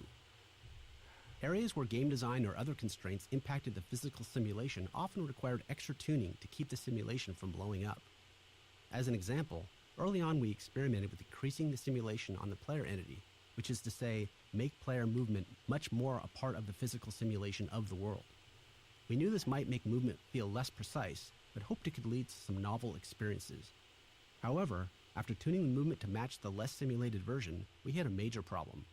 The physical force needed for the player to move at their usual speed was so high that simply running into other simulated objects could result in death from the impact. That's funny. We iterated on it, but ultimately couldn't find a solution we liked and reverted to the less simulated movement.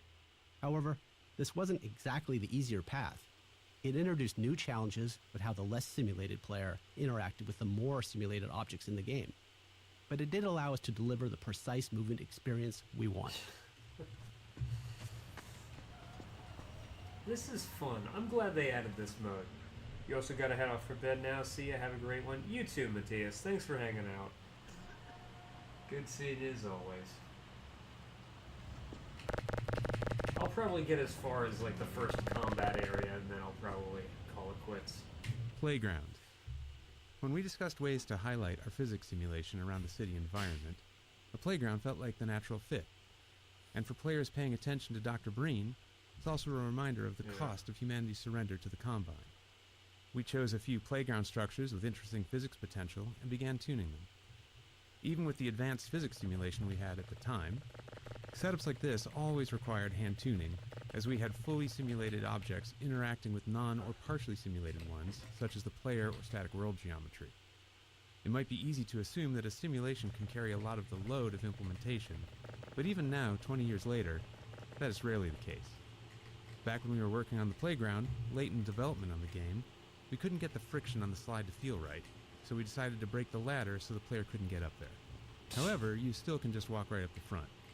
As is commonly the case, you, the player, get the last laugh on us.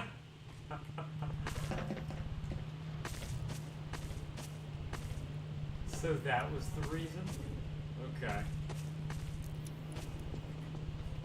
I just like the idea that at some point during playtesting, these two Metro cops were just here watching Gordon Freeman play on the playground and the slide and everything. And I guess they still are.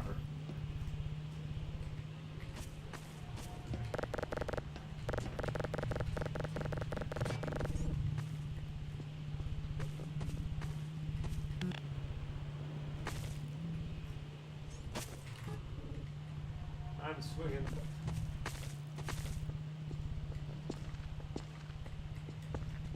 Where's Crate Baby? Ooh. Yeah. Let's bother them. Oh, come on.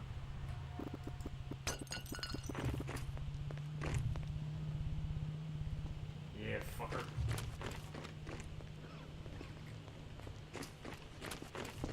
Oh shit.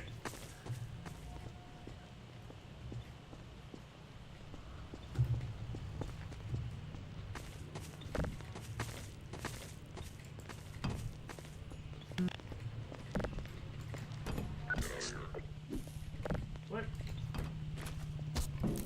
That's weird. That one guy doesn't give a fuck. Oh no, I dropped Crate Baby. Oh god. Ah.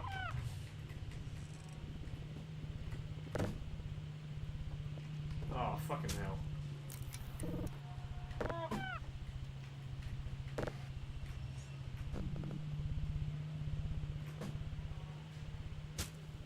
I have a problem here.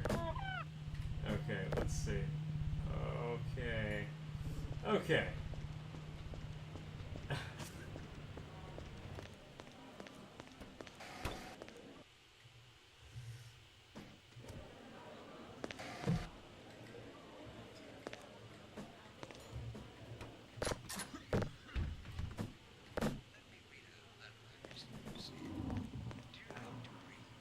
Materials and shaders. Half-Life 2 came out in the midst of a significant shift in 3D graphics, where the industry moved from textures to materials and shaders. Oh, yeah. In Half-Life 1, every surface had a texture, essentially an image wrapped onto the polygons of the surface. But by Half-Life 2, just 5 years later, every surface had both a material and a shader. The shader was a lump of code that customized how the surface was rendered. The material defined properties for how the surface behaved physically and how it responded to gameplay features. It also held references to textures and other parameters for the shader to use for rendering. As a result, artists and designers had much more control over how things looked and behaved. However, this came with a trade-off. Half-Life 1 could run on a computer with only a CPU, but Half-Life 2 required a GPU because the computations needed for materials and shaders were specifically designed for GPU hardware. The refracting glass door here is a clear example of a custom shader, but every surface in the scene is actually running a shader of some kind. That was a good place to put this node. Yeah. 'Cause I've definitely looked at this door a lot on my previous playthroughs of this game. Oh, fuck. Ah, you know what? I'm done with crate bait. No, I'm not.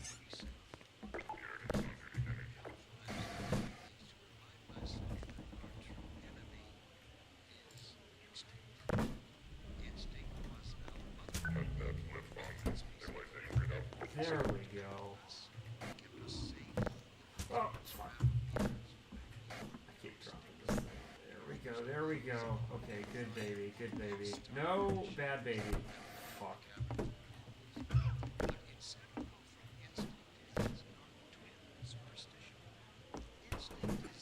Okay. That was a good catch. Oh no. This is way harder than it looks. Oh man. Oh, that's tricky. No, I dropped the crate, baby.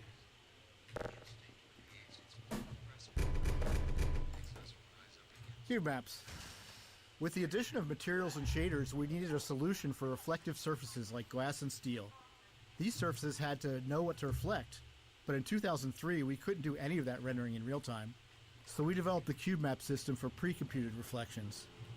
A cube map is a set of 6 images on the inside of a cube, capturing the environment in every direction, like a panoramic photo that surrounds you on all sides. Level designers placed invisible marker entities throughout the levels, and during map compilation we generate a cube map at each marker. Then, during gameplay, when rendering a reflective surface, we locate the nearest pre-computed cube map to create the reflection. So that's very interesting. It sounds, and I don't know if this is accurate or not, but it sounds like, you know, Valve is saying that they originated cube maps here, and maybe they did. What I find funny is that I have seen some games that use cube maps, but the cube maps are not... like the cube maps even in this game are generated by a process during loading. They're pre-computed, but they're still generated by a process. But I have seen games where the cube maps are actually made by hand. Field of view. And when I say by hand, I mean that rather than, you know, having a node wherein they capture images in every direction automatically. I mean that you know, games that don't have that automatic process. But you know, they isolated where they need the designer themselves personally isolate the area in which a reflective surface is, and then they personally screen capture 6 different directions from that. I've seen games where that is the way that they did it, and it's really funny. One example of this is the Bourne Conspiracy, which I have on Xbox 360. And I'm pretty sure that it is done this way, that it's done manually, because if you look closely at the cube maps in that game, and the cube maps are all grayscale, alright? If you look at the cube maps in that game, you'll notice in the corner of the cube map is a little compass that shows you, and it's labeled. The X, the Y, and Z axis are visible. The labels for those axes are visible on the cube maps, which is really funny. Am I dressed as Che Guevara? No, Russian letters, I'm not. I'm wearing a beret that I got in France. I just really liked the beret. In Half-Life 1, we used a 90-degree field of view, or FOV, which was fairly standard for first-person shooters at the time. But during Half-Life 2's development, we grew unhappy with it. With our game's focus on characters, we'd put extensive effort into detailed facial and body animations. But the 90-degree FOV just didn't allow players to get close enough to fully appreciate that detail. So we began experimenting with a tighter FOV, and ultimately landed on 75 degrees. Okay, so I have to talk about this, because I often see a lot of PC purists say things like, anything below 90 is unacceptable.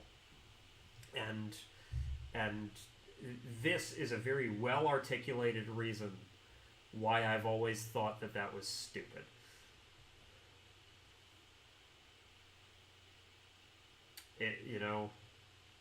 A wider FOV is not always a good thing. Okay, that's all I wanted to say. It took some adjustment for both us and players, and it required an additional FOV for view models, which are the player's weapon, held at the bottom of the screen. Their models were originally built with 90 degrees in mind, so they looked distorted at 75. But this change succeeded in doing what we wanted, putting our characters front and center in the game. Alright, good. Was that you knocking? I didn't even know we still had a door.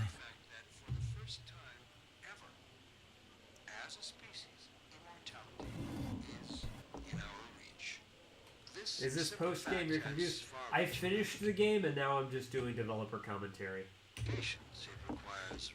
Oh, I thought you were a cop. How dare you? He's one of us. I told you they'd be coming for us next. Reference maps.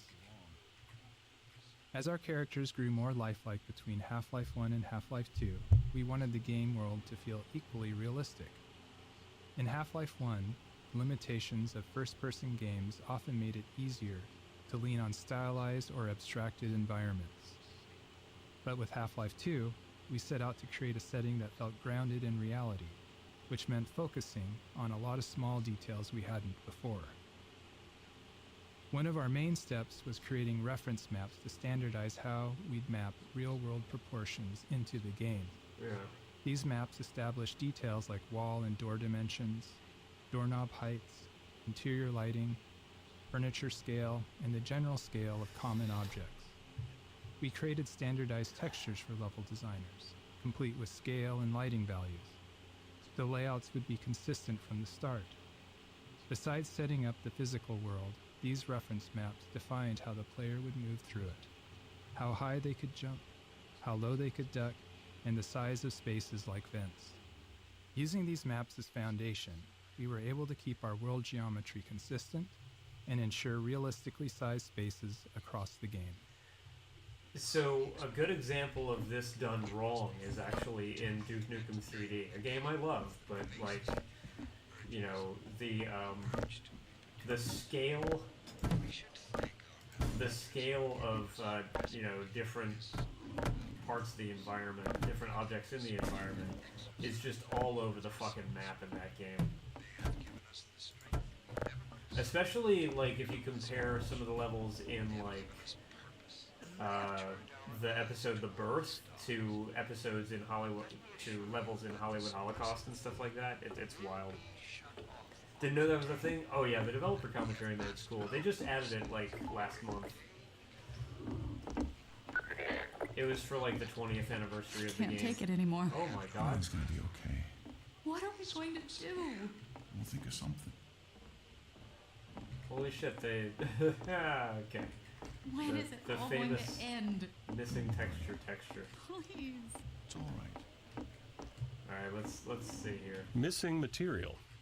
Early on in developing our low-level graphics code, we realized it would be difficult to spot polygons that weren't rendering due to a missing texture. When this happened, you'd typically just see black where the polygon should be, which could easily go unnoticed in darker scenes. To catch this bug more reliably, we created an error texture that would be visually unmistakable and generated automatically whenever a texture failed to load. Nice. This gave rise to the now iconic purple and black checkerboard texture, which has since taken on a life of its own well beyond Half-Life 2. Yeah, it's pretty great. Missing material. I like how they gave it its own commentary note. That's so funny. Attention, residents. Miscount detected in your... The raid. The section ahead, where the Metro Cops raid the apartment while the player is inside, took a lot of iteration to get right. Generally, we design Half-Life to let players set their own pace, since people move through the game in a variety of ways. Some players run, ignoring anything that doesn't seem like a threat, while others methodically poke at everything.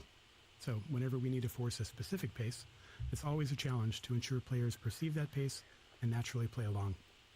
Since this is the first time we do this, we had to put in a lot of work to make it clear to the player that they needed to move quickly, and there's no time for exploration here. Huh. Yeah, it's pretty cool. The Raid 2. In addition to making sure the player felt the pressure to move forward, we had to ensure the raid itself was foolproof. There couldn't be any way for the player to avoid it or double back past the Metro Cop. The real challenge wasn't that players would try to break the scene, but that many would panic and run in random directions once they realized they were under threat for the first time. This moment requires a delicate balance.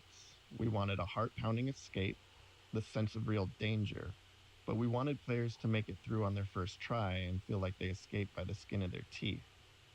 To achieve this, we kept the path ahead clear and reminiscent to the one they had just taken through the previous floor. A series of carefully placed triggers controls the threats appearing ahead and behind, maintaining the pressure while still giving players enough time to stay ahead of their pursuers. Huh. Head for the roof! There's no time to lose!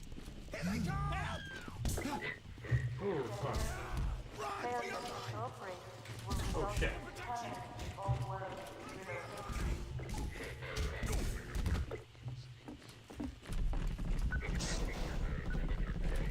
System noted.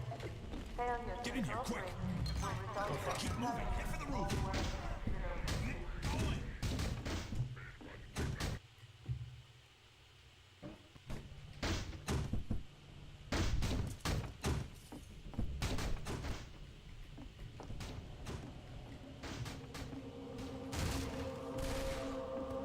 Whoa. Oh. Damn. Health and no HUD. The rooftop chase sequence posed a unique design challenge. We didn't want it to be a true gameplay obstacle, and our best case was for players to make it through on their first try. But we still wanted to create the sense of real danger, where players felt legitimately threatened if they didn't keep moving. The challenge was that without the HEV suit, players don't technically have a heads-up display or HUD, which means no way to show damage or remaining health. After some experimenting, we created a special health system for this section, using a red glow around the screen to indicate damage. Players reacted as we hoped, taking it as a sign to keep moving, and the chase unfolded as intended. To top it off, we made health regenerate quickly so the glow wouldn't linger, reinforcing to players that running was indeed the right choice, and ensuring players weren't taken down by a stray bullet at the end just because they dawdled or hesitated earlier on. Huh. Interesting. Cool.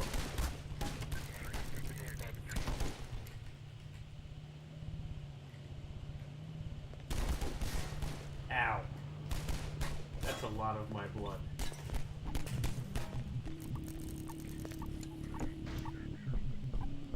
Come on now, there we go. Birds.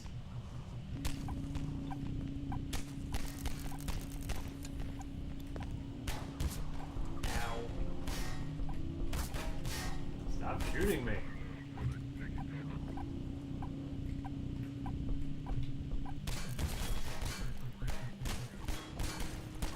There we are. Playtesting Anecdote 2.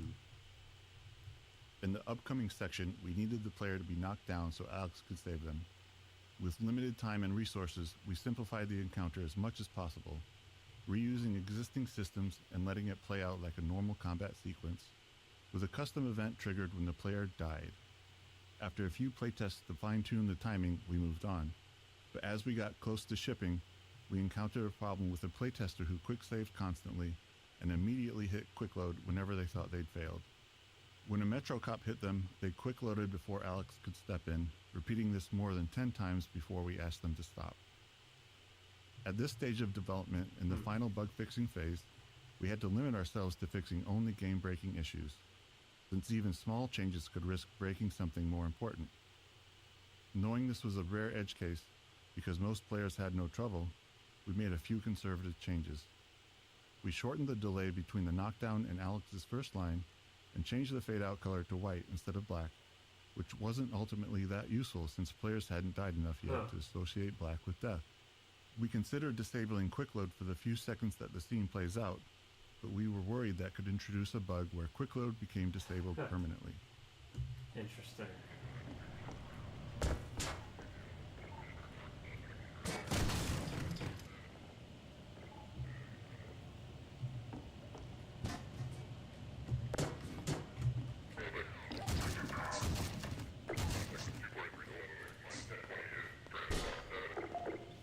Oh no. No, you don't. GoldenEye tactics, absolutely.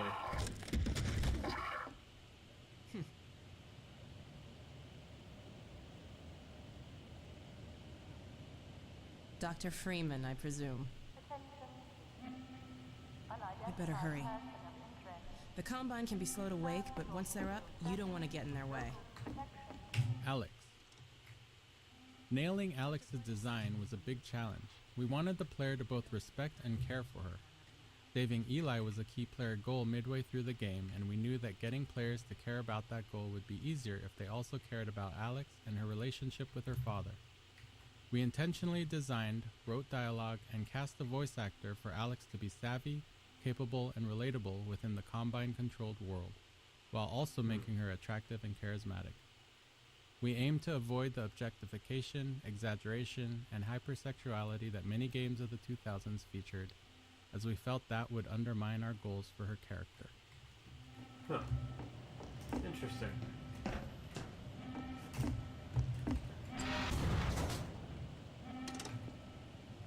I'm Alex Vance.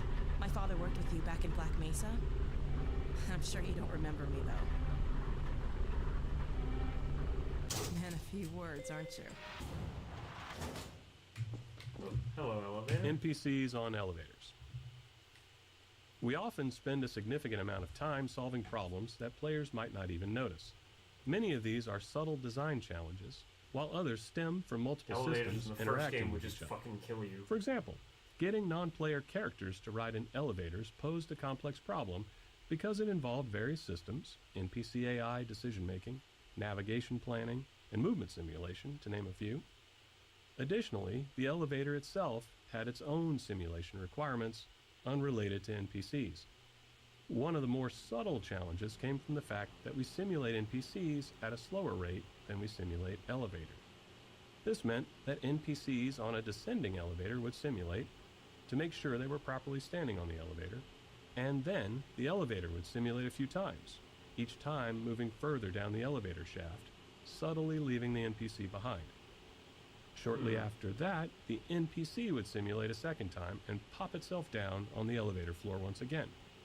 So you can imagine that it was hard to take Alex seriously when she was constantly falling down in small increments while talking to you. Oh my god. That's so...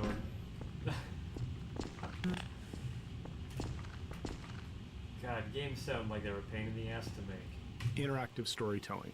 When we started on Half-Life 2, storytelling in games was generally either high fidelity and linear, or low fidelity and interactive. We knew players had seen high-quality storytelling in games, but they'd never been placed right in the middle of it, able to watch it unfold around them, interact with it, and examine any part closely. While that goal excited us, we didn't yet know how it would work or what kind of technology we'd need to make it happen. We had built a variety of storytelling technology in Half-Life 1, but it was mostly presented in front of the player and lacked the interactivity and fidelity we were aiming for. So Kleiner's Lab became the section of the game we used as a testbed to figure out how our interactive storytelling would actually function.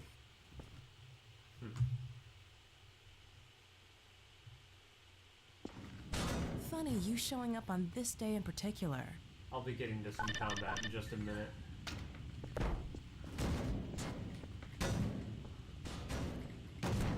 Come on, Gordon.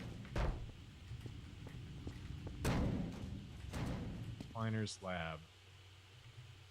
Kleiner's Lab was the first piece of storytelling we worked on, and the one that took the longest to figure out. In addition to its role in launching the player into the game, it eventually became the unifying vision for the development team in terms of storytelling. As we began building our characters and narrative delivery around the player, many questions arose, all of which felt like major risks for the game. Would players be able to extract the important information from the scene? Could we get them to care about these characters? How would we support players with varying levels of investment in the story? How costly would it be to produce a scene like this? And how many more would we need? These and many more were questions we couldn't answer until we built enough of the scene and tested it with a lot of playtesters. Frustratingly, unlike many other problems we face, these weren't questions we could confidently answer until we had done significant work. We can often test gameplay ideas with low-fidelity prototypes, but if a player isn't invested in our storytelling when the characters are just gray blocks, how confident can we be that they'll care once the characters are fully realized? Choreography. The system we built and iterated on to deliver Half-Life 2's storytelling was internally called Choreo, short for choreography. Early on, we found it useful to imagine we were writing a play where one of the actors didn't know the script. We needed a system that could control all the other actors, moving them around the stage, delivering their performances and speaking their lines. To handle this, the other actors would need to seamlessly mix our directorial commands with dynamic responses to the player's position and behavior. Timing was clearly going to be a major challenge, as any part of the scene might need to lengthen, contract, or even pause, depending on what the player was doing. FacePoser. The primary tool we built to power the Choreo system was called FacePoser, an inaccurately named program that allowed our animators to lay out the entire structure of our scenes along a timeline. The timeline contained a series of choreo commands for the actors, along with all the necessary information for them to perform those commands. By layering these commands on the timeline, animators could easily describe how an actor might need to face one thing while talking towards another and walk to a different location, all at the same time. But the timeline wasn't a fixed linear sequence. Actors would follow their commands, but they had to respond dynamically to the world around them. An actor might take longer to move to a location if the player is in the way, or they might need to wait to deliver a line because another actor has been delayed by the player. FacePoser allowed us to rapidly iterate on scenes, trying different layouts, dialogue deliveries, and timings. This ability to quickly experiment and adjust proved critical in finding the right performances to achieve our character and narrative goals. Choreo commands. This debug visualization shows the two most common choreo commands actors receive throughout a scene, internally known as look-ats and move-tos. Actors are given targets to look at, sometimes more than one at a time, and then try to focus on the one that makes the most sense given their current state. At the same time, they might be receiving move to commands, which tell them to move to a location and face a specific direction or object. Even these seemingly simple commands involve a lot of complexity. Holy shit. A scene might require an actor to talk while typing on a keyboard, all while looking at an object the player is holding. Since we couldn't predict where the player would be during playback, Yo, the commentary mode is so cool. Like, these visualizations are great. I was not expecting this. authoring scenes like this required us to break each element of the scene into separate pieces and layers. Wow. These could then be reassembled as needed during playback, based on the player's actions and interrupted if necessary. There you are. Man, Gordon, you stirred up the hive. Holy shit. Lab interactivity. In our choreo scenes, we have the player trapped for a bit, allowing us to focus on the characters and narrative. To accommodate different players, some deeply invested in the story, others unable to stand still for more than a second, we felt like we needed a constant stream of interesting details on screen. We scattered narrative elements throughout the environment, ensuring some were interactive, essentially toys for the player to tinker with. In some cases, we embedded further storytelling into these, like the cactus mini teleporter hinting at the upcoming teleporter failure. It was a delicate balance. Too much visual interest could distract players from the core of the scene.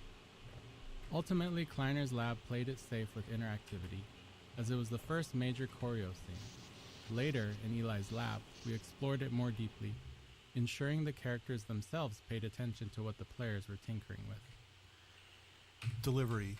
It took a lot of iteration and playtesting to strike the right balance of information and emotional connection in our major choreo scenes. Each scene had a lot of information we needed to convey to the player, but we couldn't just have characters spouting exposition. Players would start thinking of them more as signposts than as people. We needed to take the time to let the characters interact with each other, allowing the player to observe the relationships. At the same time, we had to expand upon the world, giving the player a sense of everything that had happened while they were gone. All this had to be done carefully, without taking too long. We wanted the game to work for players who were less invested in the narrative. Animation became a powerful tool in communicating the emotional connections between characters, often conveying the depth of a moment quickly without overstating it. Humor was another commonly used tool, helping to puncture a setup and disarm the player when things got a bit too heavy.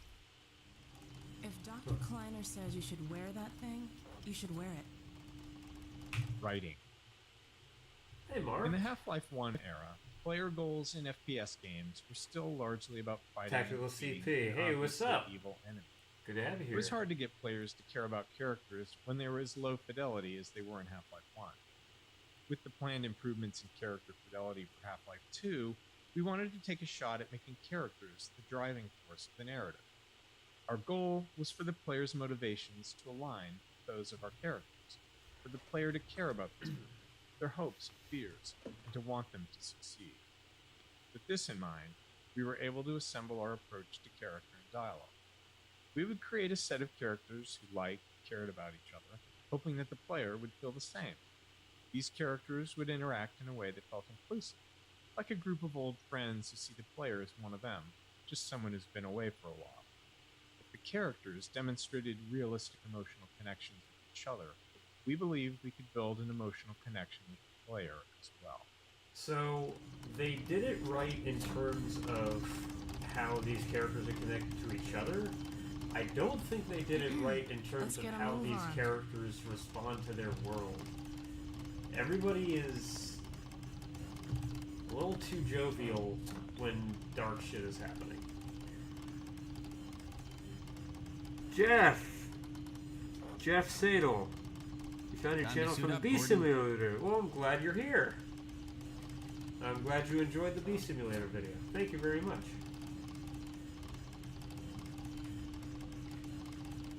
Gordon, Good the to have longer you here. delay, the greater the danger to us all. I am the danger. Alright, here we go. Voice actors. I've just been enjoying the To commentary create mode. more responsive and multidimensional Good characters stuff. in Half-Life 2, we needed to evolve our approach to working with voice actors. While running through a script with a modicum I of did like direction was Beast sufficient Simulator, that for was much fun. of the NPC dialogue for Half-Life 1, for Half-Life 2, we decided to give the actors more of an opportunity to be involved in helping to define the characters and bring them to life. We provided much more story context to the actors, showing them the game world, the environments their characters inhabited, and the other characters they interacted with.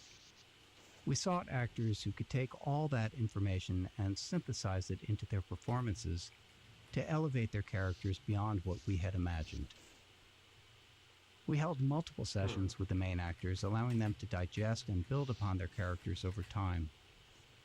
For scenes where characters are interacting with each other, we'd often cue an actor with performances from other actors in the scene to create a better sense of connection and flow. Though we'd arrive at the studio with a script and a plan for the recording session, we made sure that the actors felt empowered and had the space to bring their own ideas to the character and performances.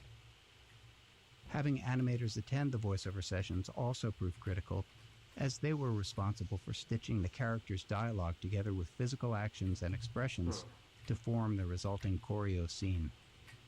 Often, animators found that their plans for how a scene would play out evolved quite a bit after working with the voice actor. Which are plentiful wherever they patrol. Meanwhile, let's get your show on the road.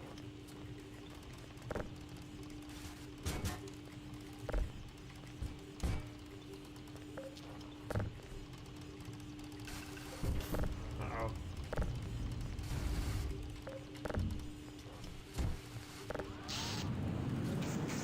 Helps you a lot. The part where you have to collect 50 polyps in 60 seconds is crazy. Oh my god. Is this some kind of behind-the-scenes depth? Oh yeah, so they added developer commentary to this game for the 20th anniversary. Yeah, the part where you have to collect 50 pollen in 60 seconds was infuriating.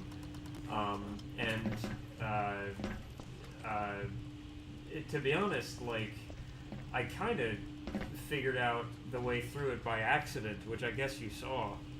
But it was just like, you know, I forget what I did exactly.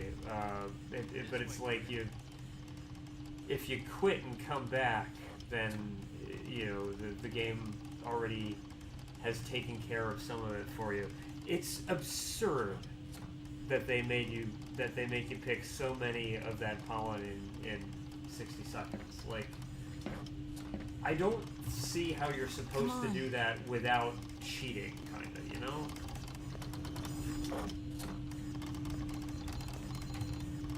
Archetypes. We wanted to create narrative links Quit and then between return, Half-Life yeah. 1 and Half-Life 2 through our characters. Our idea was to design Wonder if that was done. individuals Oh, who it felt definitely. like representations It doesn't of feel like Half-Life it's by 1's design. archetypes, so that players might find them familiar, almost as though they'd met them in It feels Half-Life 1 like at some point it that they feels like couldn't an quite accident. remember. We based Dr. Kleiner on the scientist model we felt was the most iconic, and his personality was largely shaped by Hal Robbins, whose voice and performances had defined the Half-Life 1 scientists.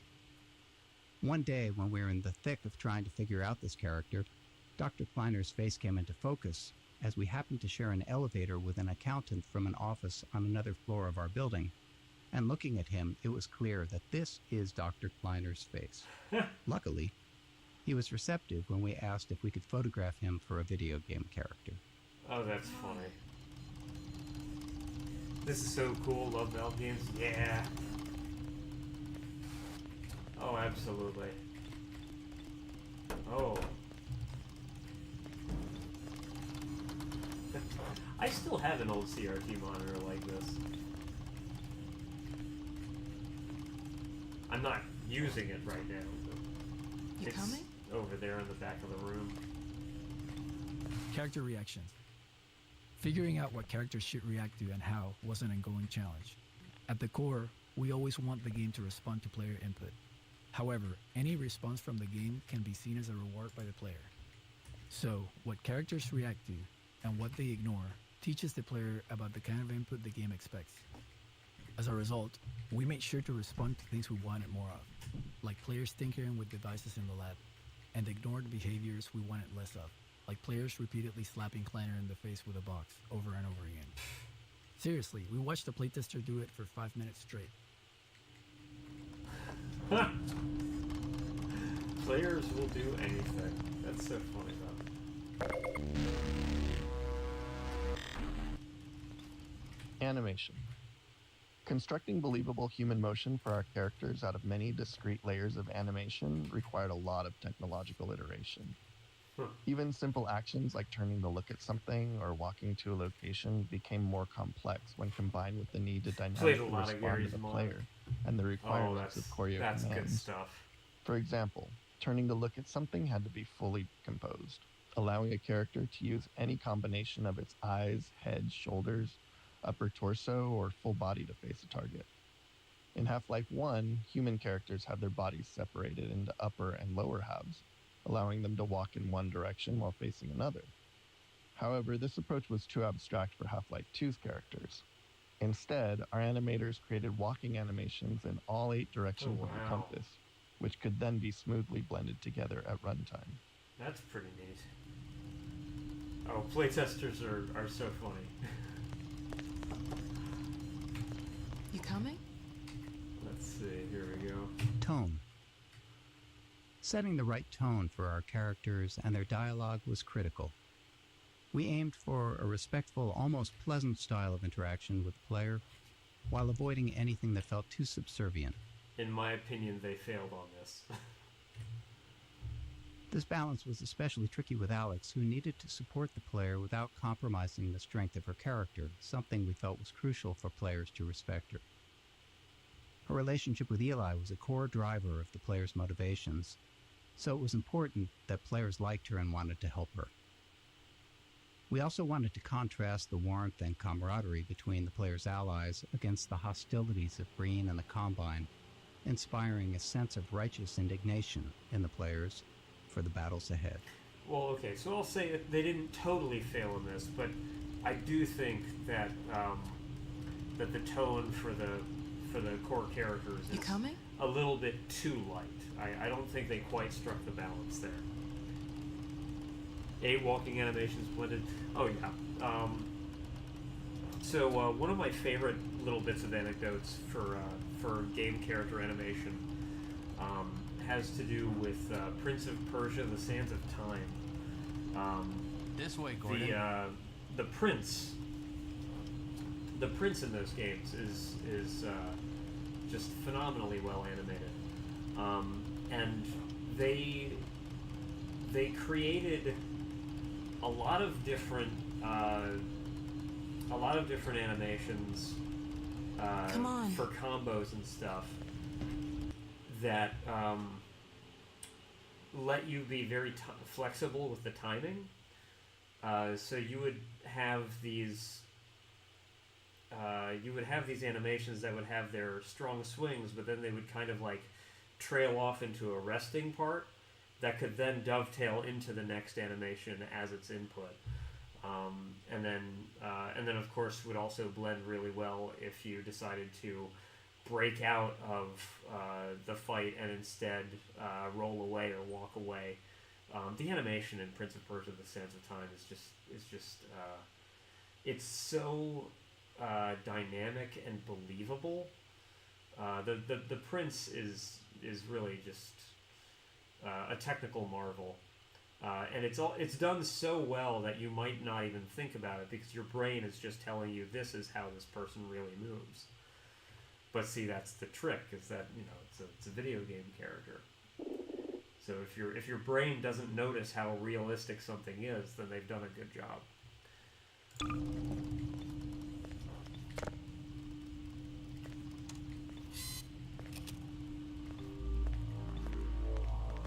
Monitors. We use monitors a lot for storytelling in Half-Life 2 in the episodes, so much so that we even make fun of ourselves for it. The problem is they're just too damn useful. They're fantastic for expanding the world by showing events happening elsewhere, and they provide an easy way to have characters talk without needing to explain how they all got to the player's location. Duke Nukem 3D had been doing this shit years earlier. Sorry, it's impossible for me to play Half-Life and talk about Half-Life without also talking about Duke Nukem 3D, because Duke Nukem 3D is a game that was just very ahead of its time, and I don't think it gets much credit for that. Like, it's remembered for being good, but I think what's happened is that Duke Nukem as a series is more associated with its flaming out and failure later on, that people forget how good Duke Nukem 3D actually is, and also how forward-thinking it was in terms of game design and features and mechanics. Anyone who's ever written any kind of story, especially one with an ensemble cast, understands the unique frustration. I've written a story with an ensemble cast. I wrote a 158-page screenplay this year.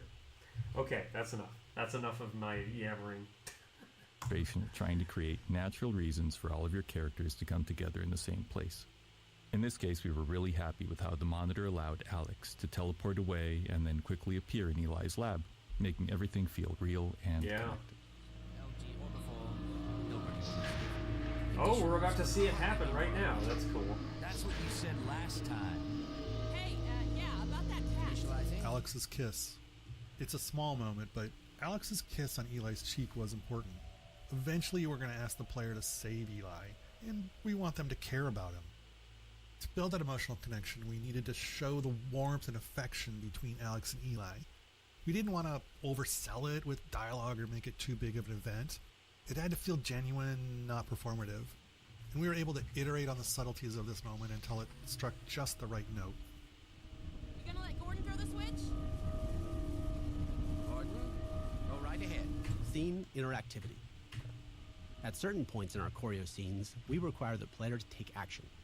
Beyond simply giving them something to do and keeping them engaged, these moments served a few key purposes. First, they allow the player to catch up, even if they've been distracted by something else in the environment. The scene could safely pause until the player completed the task, ensuring they were back and paying attention. At the same time, it let us position the player where we needed them, which was useful for framing the scene and making sure they saw something important. In some cases, we got double value out of these moments by using them to train the player. Here, they're learning to interact with plugs and sockets, a skill they'll need for puzzles later in the game. Bring Gordon through now. Right you are. Speak to you again in a few moments. Good job, Gordon. Throwing that switch and all. I can see your MIT education really pays for itself. Oh, hush, Barney. All right, Barney. Your turn. Gee, thanks. Gordon, as soon as you're in position, we'll send you to Eli's. And not a moment too soon.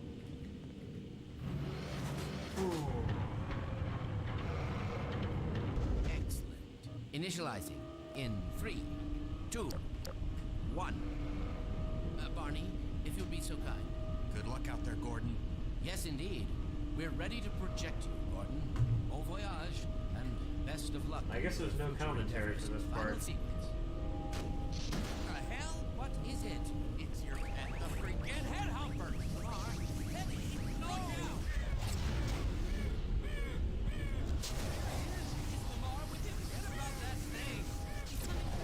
What's going on, Judy? I'm not sure. It seems to be some kind of interference. Gordon, stay put. We'll get you out of there. Something's drawing him away. What's the meaning of this? Who are you? How did you get in here?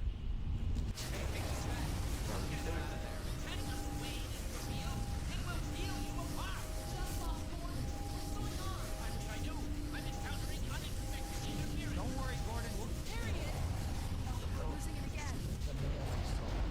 I had battery sharing on, but it seems to be off.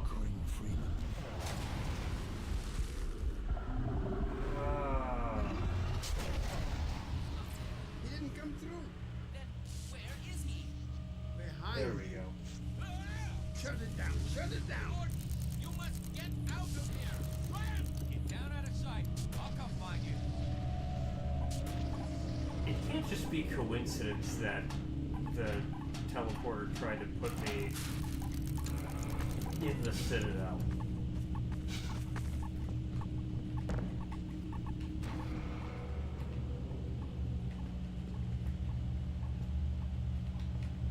Pretty terrible luck, though, if that is the case, if it is just coincidence. Phonium extraction. Another critical tool we built into FacePoser was the phonium editor. It processed the voice actors' dialogue lines and extracted phonemes to generate basic lip sync animations for our characters. For the hero characters, our animators use this as a starting point to create high-quality custom animations for each dialogue line, incorporating full facial animation.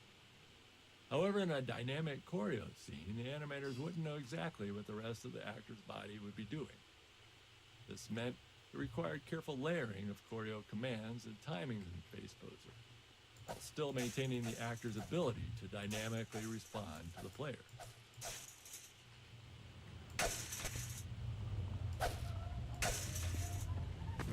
At the time of Half-Life 2's release, most first-person shooters gave the player a gun or a melee weapon right off the bat, but we opted to start them empty-handed.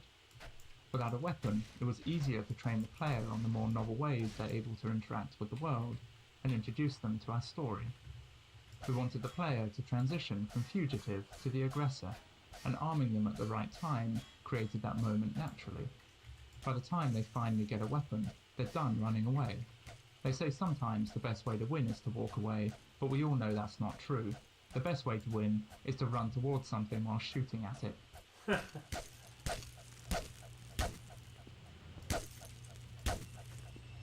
There we go. Combat. Dynamic mixing. During gameplay, many sounds are playing at the same time, but some are naturally more important than others, and we need to set the volumes of the sounds relative to each other to ensure that the important ones stand out. In a movie, this sound mixing is done as a post-process, but in a game, it happens real-time, responding to the player's actions, so we can't predict ahead of time which sounds will play simultaneously. To handle this, all the sounds are grouped into types and tagged with priorities. Then during gameplay, the audio system monitors all the active sounds and lowers the volume of sounds in a group if a higher priority sound is playing. And this mixing is adjustable. If the gunshots need to be loud in one scene, we can make them higher priority there. If a specific line of dialogue needs to be heard clearly, it can then force all the other sounds to drop in volume. And we do the same thing with music. It's a subtle but very critical system, and it just prevents the soundscape from becoming too cluttered. So cool. Yeah, Kelly Bailey was the right person to talk about this. Bullet audio. If there's one thing we're sure of, it's that a lot of bullets will fly past a player throughout the game. So we spent a bunch of time trying to perfect the audio treatment for it. Unfortunately, bullets in the game are essentially instantaneous, so we can't just attach a sound to them and rely on the movement for positioning. So after some experimentation, we landed on this solution. By figuring out the closest point on the bullet's trajectory to the player's ear, we calculate the exact time and position the bullet would conceptually pass them. We then play two different sounds at that point to fake a Doppler effect, one for the bullet's approach and one for its departure. And we delay the departure sound based on the calculated time the bullet passed by. Interesting. Audio caching. Another problem we ran into was the sheer amount of audio in the game. With all the gameplay sounds, music, and dialogue, we had too much audio to be able to store it all in memory. Memory was at a premium in 2003. But as you can imagine, we need to be able to play sounds immediately, especially if they're gameplay related. So we built an audio cache, which stored only the first 125 milliseconds of every audio file and kept that in memory. That 125 millisecond time was our best guess for how long it would take us to be able to stream an audio file in from disk. Then, whenever a sound was played in game, we played the start of it from our audio cache while simultaneously kicking off a load of the full audio file from disk. By the time our cache start ended, we'd have the file loaded and could continue playing the rest of the sound. There were some other minor features, like keeping recent sounds fully in memory so that high traffic ones didn't need to be loaded constantly. In today's engines, all kinds of assets, beyond just sounds, typically use the same kind of strategy. Huh. That's interesting. Oh dear. I did not realize that you could actually kill any of these Metro Cops out here. The first Metro Cop kill I thought was even possible was the one in the tunnels ahead. Physics sound. Getting physics to feel right for the player meant that the sounds produced by physics had to sound right too. As humans, we're all used to how objects and materials sound during various interactions, even if it's not something we actively notice. While we knew we couldn't account for everything, we wanted to focus on the details that contributed most to making our physics sound realistic. We started with per-object sounds for collisions and impacts. This allowed an object like a wooden crate to have custom sounds when it collided with other objects or classes of objects.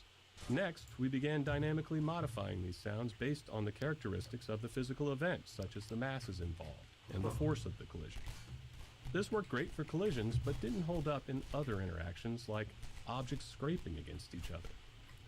In reality, a wooden crate makes a different sound when it scrapes against a wall versus when it's thrown against that same wall. Let me tell you, nobody has done more research on the nuances of a wooden crate's physical properties than us. To get what we wanted out of these interactions, we implemented per-material collision sounds, metal against wood, metal against metal, and so on. These sounds were also dynamically modified based on details, like material hardness or type of metal. Getting this system to sound right required countless small tweaks, which we could only identify once it was running. We also experimented with custom sounds for rolling objects, but ultimately cut the feature because we weren't happy with the results.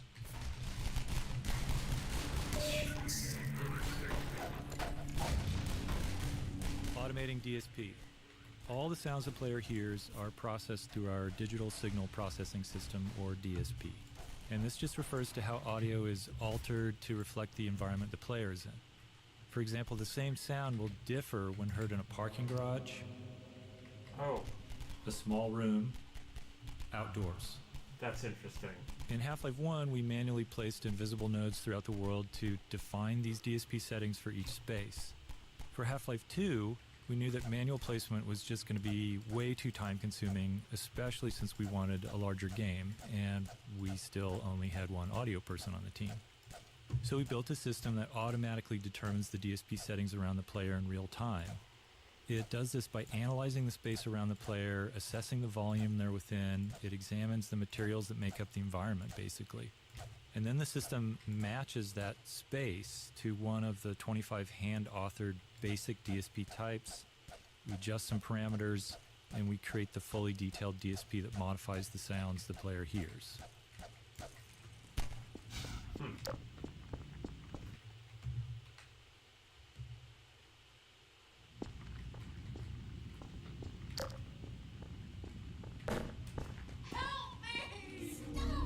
Metro Cop scene. This is another scene designed to make it clear that the Metro Cops are the bad guys, except this time the player has a weapon and can finally do something about it. That something comes out of the barrel of a gun. We knew we needed the player to feel righteous, and this moment was part of creating that. The Metro Cops are still human, unlike the rest of the Combine in the game, so we felt like we had to go the extra mile in making sure the player's actions felt like justice and not just wrath. There we I'll be go. looking for you now. You'd better run. There's nothing else you can do here. So we've got a blood decal here, and it disappears when you turn on the light. It doesn't fully disappear, but it gets very Going! transparent.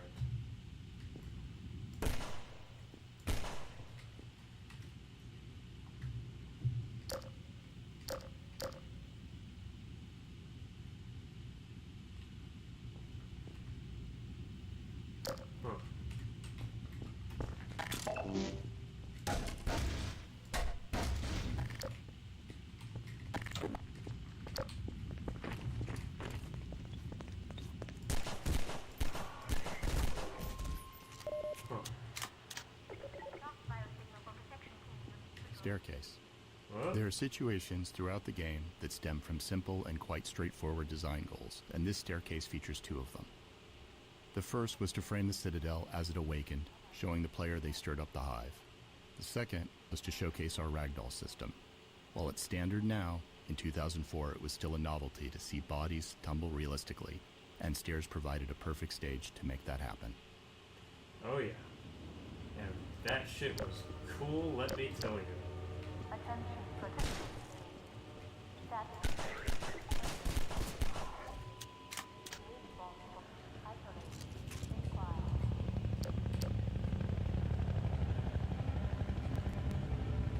City 17 awakens.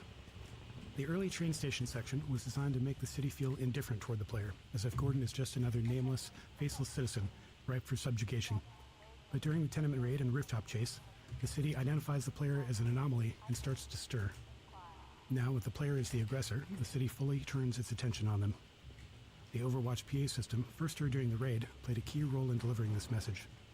If players listen closely, there's a lot of information about the city's awareness. Even when players didn't pay attention, though, the audio treatment still conveyed the emotional message we were aiming for.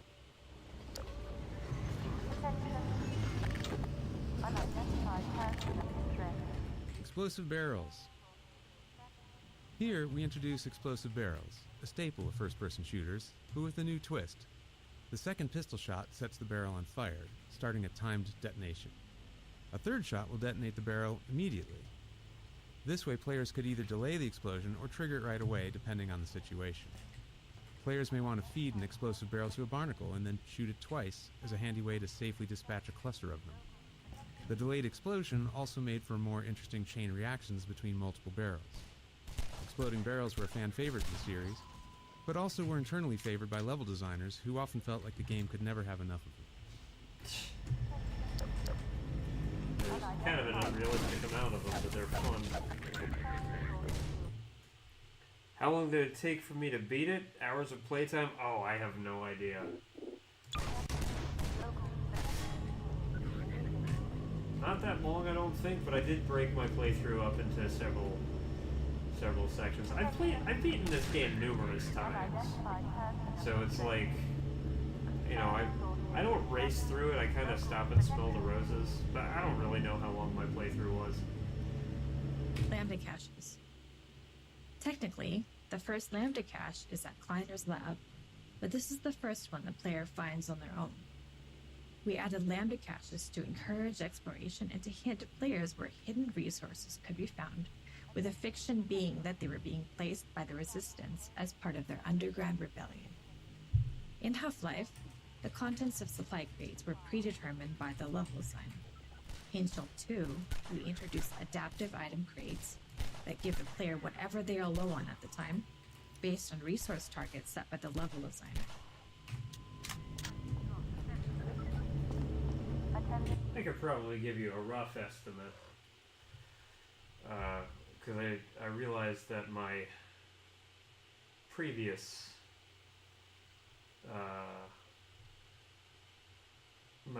streams of this playthrough are available, so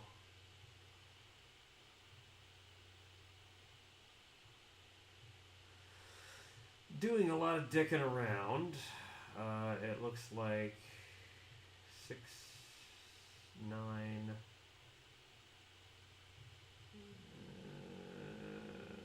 I don't know. I'm bad at math.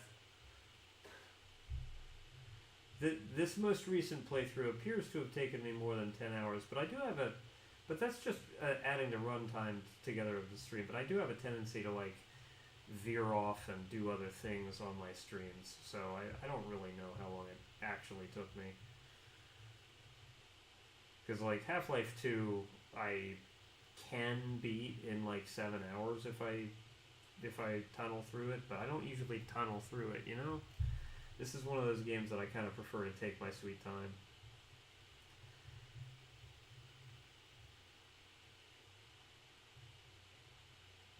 So I don't really know. Oh dear, I've lost something. There we go.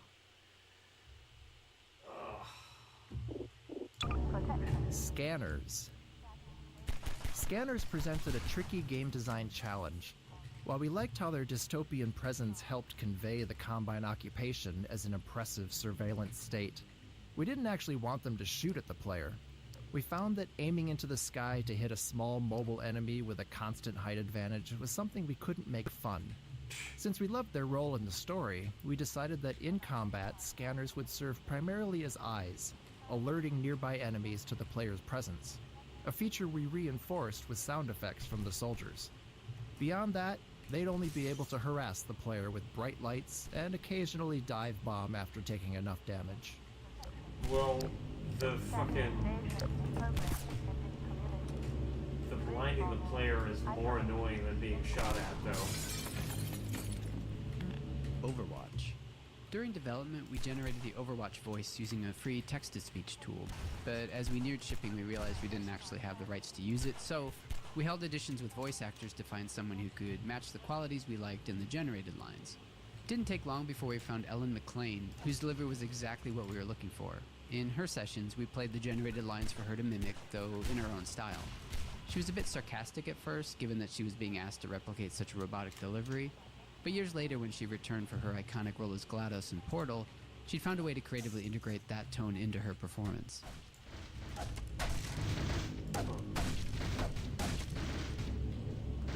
Pistol design. The standard pistol is the workhorse of the game, functioning not only as the first range weapon you learn to use, but also as a method to interact with physics and destructible objects at a safe distance for the entirety of the game. To help make it feel more responsive and fun to use, the pistol employs a refire mechanic that's unique to it in the game. The gun will fire as fast as the player can click their input button, meaning that they feel an instant response to their input, and the faster they can click, the faster they can shoot. Yeah.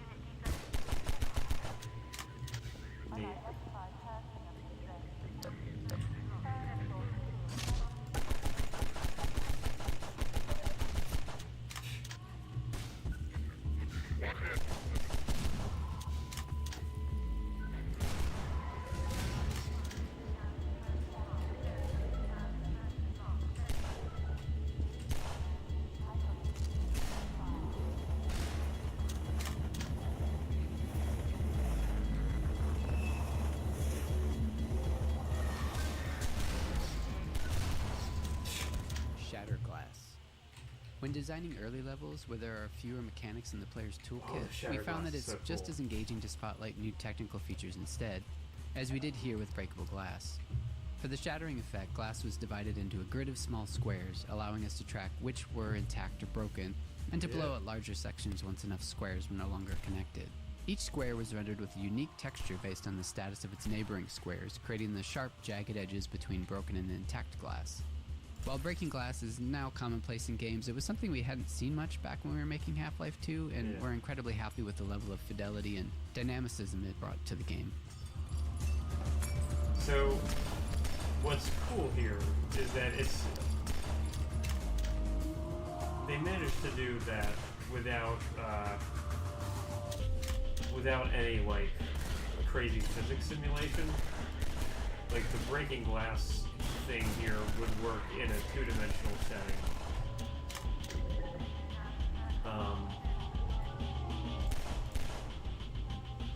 Helicopter peekaboo. The breaking glass in Red Faction predates this by a few years and is more dynamic, but also operates on completely different technological principles. This was... The breaking glass in Half-Life 2 is kind of simple on a technical level, but kind of more convincing, though. The Combine attack helicopter as central antagonist was something we wanted to develop throughout the entire chapter. The relentless chopper became a character in its own right. Here, if you listen and look overhead, you can hear its engine and see it flying along the train tracks and into the distance. This first glimpse is a small piece of foreshadowing, with its presence becoming more pronounced over time, until eventually you're squaring off against it.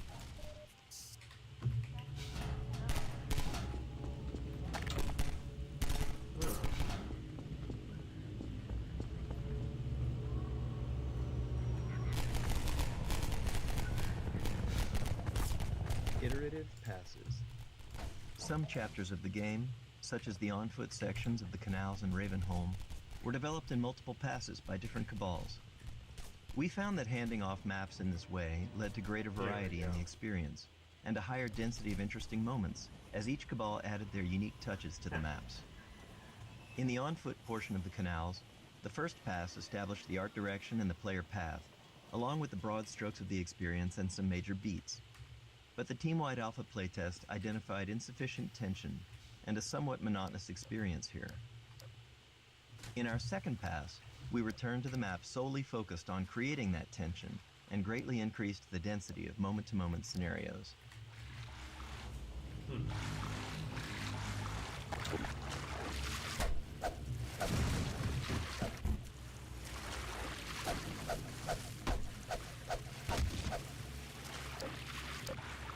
Water shader. The most complex shader we made for the game was the water shader, which made full use of the newly available programmable graphics cards. When water was present, the scene was rendered 3 times. First, the underwater world for refraction, second, a reflected view, and third, the parts above the water. Yeah, it looks kind when of rendering amazing. the water surface, we blended the refractive and reflective views, showing more reflection at glancing angles using the Fresnel equation. We also tracked the ground depth below the water's surface, making it more transparent and less refractive in shallow areas. Additionally, we had to create 2 alternate water rendering techniques for lower-end graphics cards. Mid-range cards displayed a lower detail reflection without refraction or transparency, while low-end cards only rendered a partially transparent surface.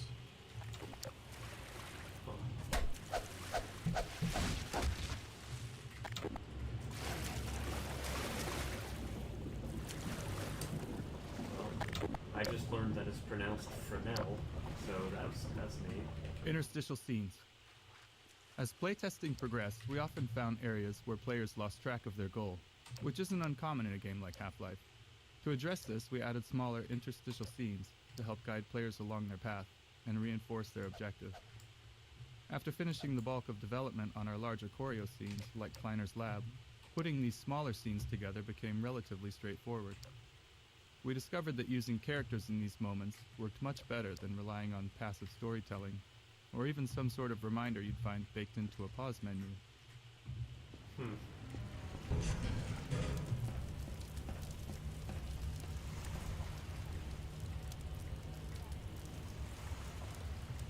Boxcar Bill. This small scene originally featured 2 human characters, but later in development we replaced one with a Vortigaunt. We wanted to show that Vortigaunt's were coexisting with humans and resisting the Combine as well. We also introduced their ability to heal the player, although we didn't fully capitalize on that feature throughout the game. Vortigaunts became a useful narrative tool for keeping dialogue brief, as their hive mind justified their full knowledge of the world and the player's goals. This meant they never had to ask questions, neatly sidestepping the challenge of writing dialogue for a silent protagonist. Civil protection catches you down here, it's bad news for the whole railroad. We serve the same mystery. Get out of here.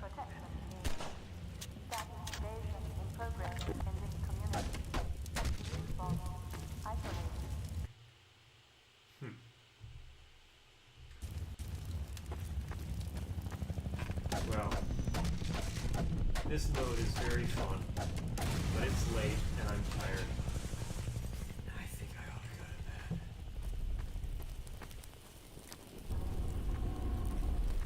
Well, I do want to... Barnacle Introduction. Because barnacles can be confusing when first encountered, we wanted to introduce them in a way that showed players their behavior at a safe distance. We decided to do that through a nature show style predator-prey scene. But, as always, scenes like this took a lot of iteration to get players to reliably see.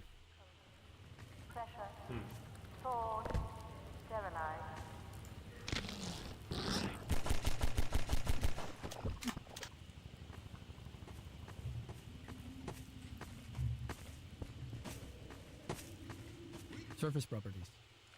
We play custom footstep sounds when the player walks on the slippery mud. This was a system called Surface Properties that used the material type to determine the sounds and other effects that should occur when walked on or shot at. Earlier in development, we had an effect that slowed players' movement when walking on mud surfaces. However, this was removed in the shipping version as it was decided it was too punishing.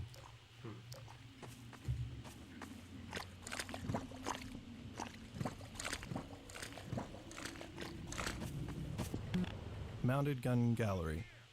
There are a few things going on in the scene. The turret firing at the breakable crates behind teaches players not to take the threat head-on and instead utilize the sewer route to defeat it. And when they reach the turret, players enjoy using it in a shooting gallery with a wave of Combine soldiers and dive-bombing scanners. We also begin to introduce the missile-firing Combine APC that pushes the players along and will show up again later in the chapter. Station 12, come in. This is Station 8. We heard 12 go down and out. The surgical strike units are targeting railway stations. Repeat, still protection is coming down on underground stations. We're already getting refugees from 9 and Alpine. Looks like we're... Station 8, you copy?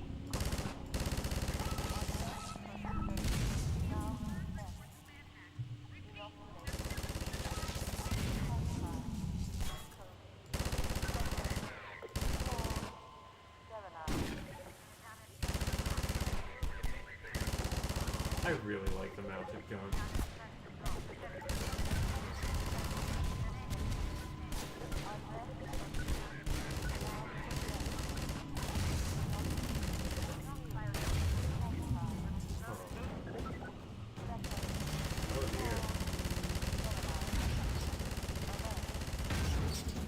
Oh, that bastard. Broke my damn gun. How dare he.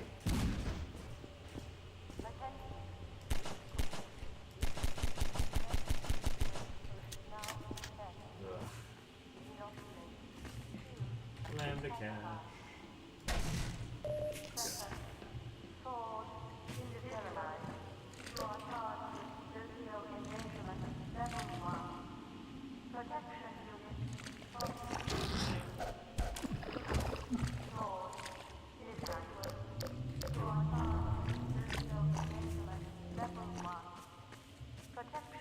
Over here! Keep going, friend. Station. Ah,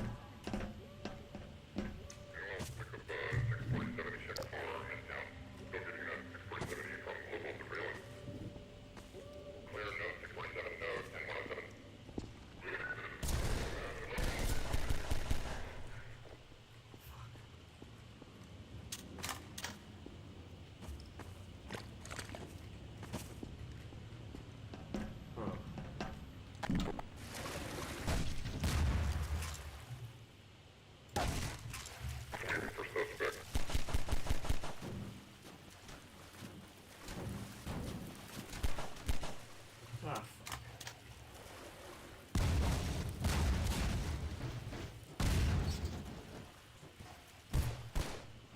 Who the fuck? Good. I'll take your ammo. I think. There we go. Alright.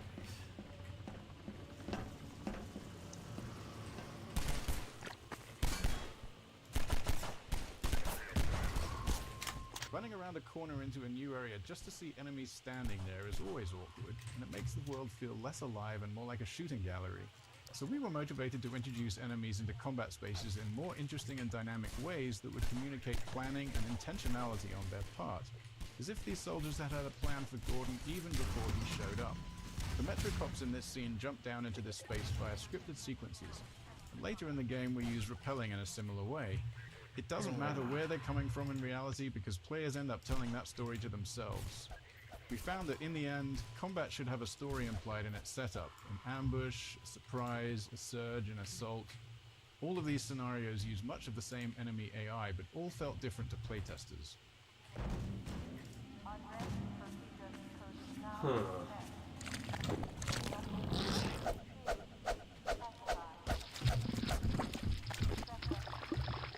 Barnacle bowling. This is a satisfying example of how a bunch of design elements can come together in a matrix of interactions to create a memorable scenario for the player. We got barnacles, our physics simulations, slippery mud surface properties, and last but not least, explosive barrels. You've encountered all these on their own, but they're able to snap together naturally to create a moment we called barnacle bowling.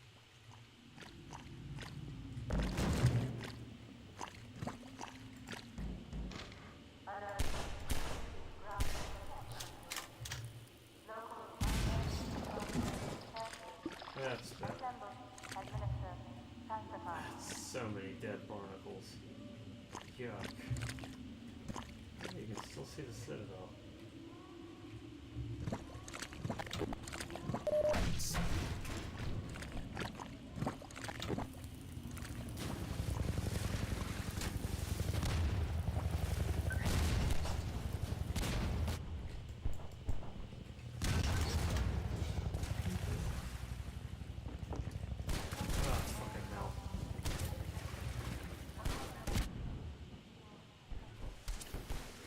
Yeah, the bullets moving through the water is such a cool touch.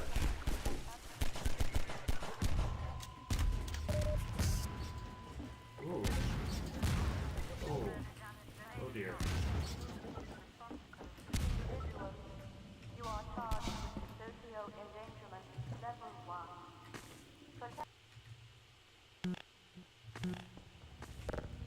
Physics in puzzles. Often, simpler mechanics encountered earlier in the game are pulled from more complex ones as a form of training. The teeter-totter puzzle, the first physics-based contraption in the game, was actually derived from a later, more intricate washing machine puzzle in the canals. The teeter-totter uses the same principles of mass and ramps, but in a more straightforward way that players can directly interact with, helping them understand the game's physics and making later puzzles easier to tackle. This puzzle also highlights the analog nature of the physics system, with the placement of cement blocks and the player's own weight both factoring into the solution.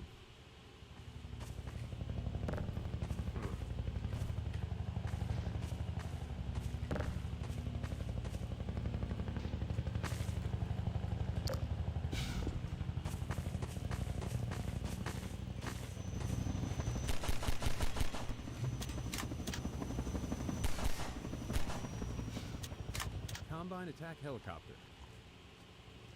Players have had glimpses before, but here is where we fully introduce the main boss of the Canals chapter, the Combine attack helicopter. This chopper relentlessly destroys a player's cover, forcing them to move forward or risk being gunned down. We wanted this sequence to feel tense and menacing, with the helicopter seeming far too powerful to confront directly, and maintaining that intensity through the canals until the final showdown in the reservoir. To achieve this, we heavily constrained the helicopter's movement based on specific gameplay goals. In this map, designed as a dash from cover to cover under helicopter fire, we created a ring path in the sky above the arena. The helicopter always travels to the farthest point on that ring from the player, keeping it visible and making it easier for us to place cover in just the right spots. Normal maps. Half-Life 2 was developed during an exciting time for graphics, as the first programmable shader-supported graphics cards were hitting the market. Using this technology, we became one of the first games to implement normal maps, a technique that enhanced the lighting on surface geometry.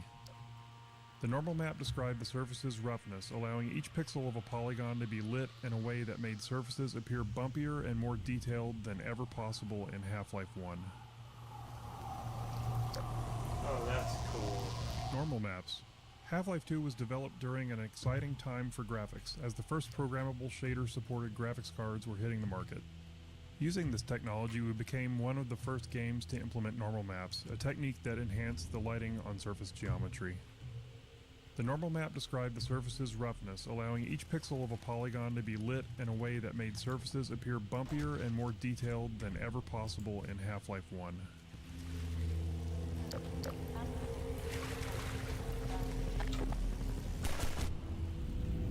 Ow.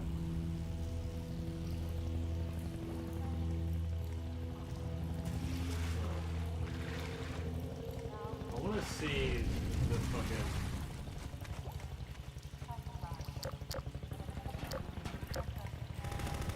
Normal maps. Half-Life 2 was developed during an exciting time for graphics, as the first programmable shader-supported graphics cards were hitting the market. Using this technology, we became one of the first games to implement normal maps, a technique that enhanced the lighting on surface geometry. The normal map described the surface's roughness, allowing each pixel of a polygon to be lit in a way that made surfaces appear bumpier and more detailed than ever possible in Half-Life 1. Autosave dangerous. In Half-Life 1, we had a set of autosaves throughout the game, hand-placed by level designers and triggered when the player reached some specific moment or position in the game. This ensured that the game was automatically saved for you as you traversed through Black Mesa's corridors. In Half-Life 2, we found ourselves needing a new tool. The problem arose in some of the more complex arenas we'd built. Some of those encounters would last for quite a while and features multiple sets of enemies. Others were long, sprawling mixes of exploration and combat without any clear separation between the two. We never want an autosave where the player is in danger of dying right after loading the game, because that could place the player in a death loop. If you played enough games back then, you definitely found yourself in this situation at least once. Yes. So unless we deliberately crafted pauses in every arena's flow, there wasn't always a safe place to put an autosave. After some experimentation, we implemented a feature called Autosave Dangerous. This was a level designer tool that combined an autosave with an associated time frame. When triggered by the level designer, it immediately saved the game, but kept the save off to the side, not available as a save game to load from. If the player then stayed alive for the specified time frame, then the save would be committed and used as the most recent autosave.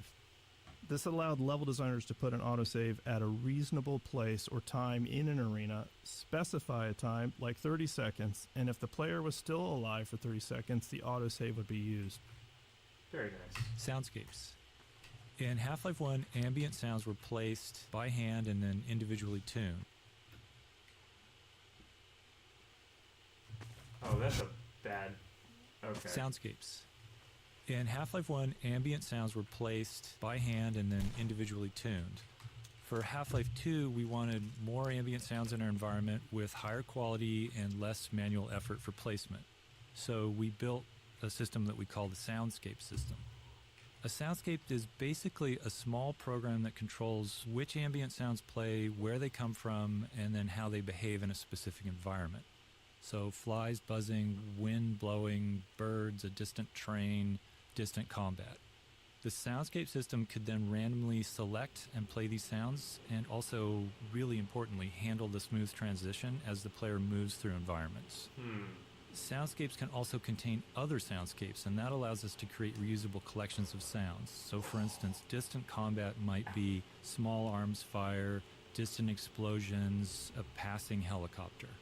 And these soundscapes would dynamically assemble and play from many individual sounds, and that helps us avoid the artificial feel of a single looping track. Overall, the soundscape system was a real work. Fucking hell. Soundscapes. What? In Half-Life 1, ambient sounds were placed by hand and then individually tuned. For okay, well, that is a little borked.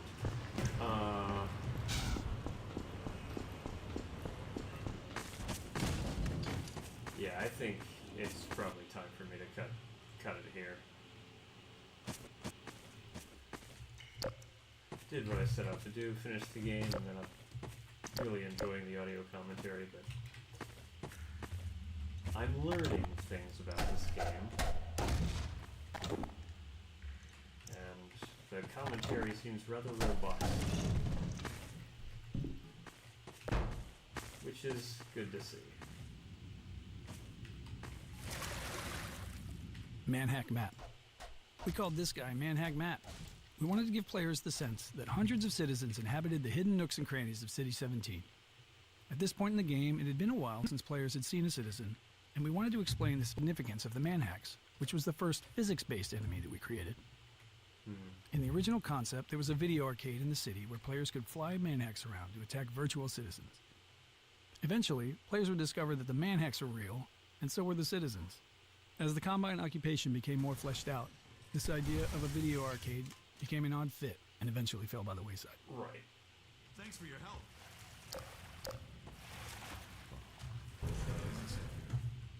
Now I'll give you some supplies to keep you going, and you really gotta go.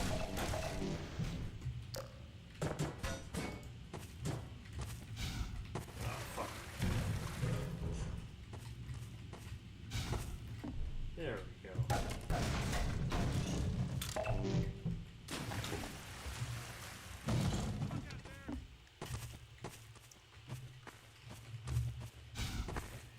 But yes, the Manhacks are really fun and interesting, especially once you get your hands on the gravity gun.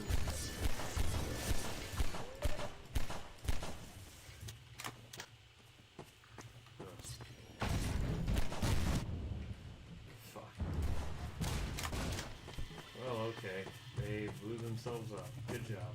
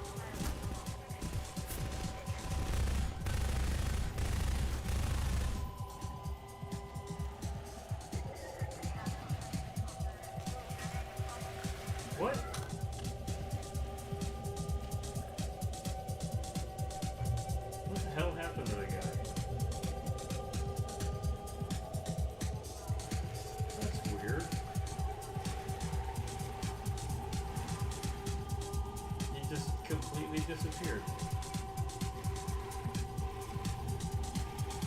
What the fuck? Yeah, that's weird.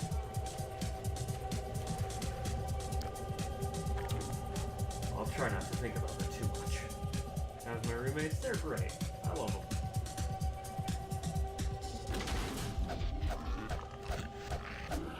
My roommates are all great people.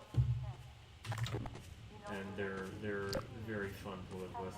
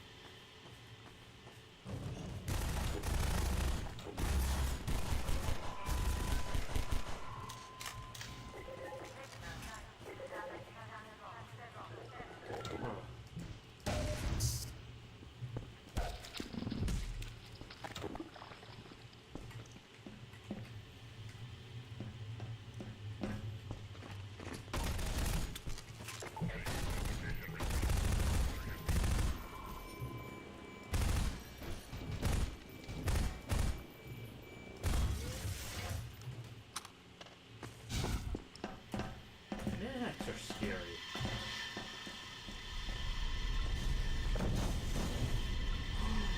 Oh, here we go.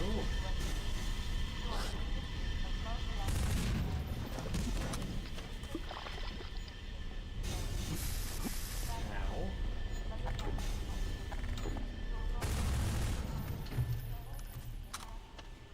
That was fun.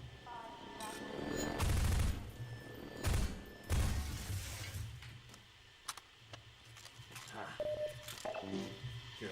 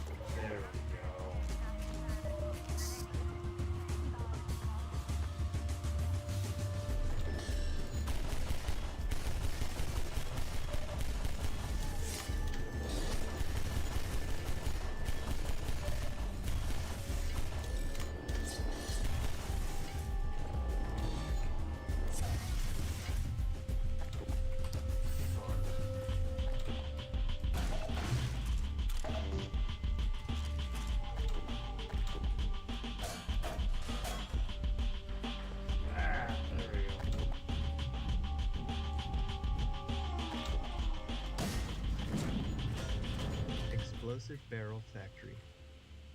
This room, filled with an absurd number of exploding barrels, inspired some good-natured debate within the team around how far to push the plausibility of our world.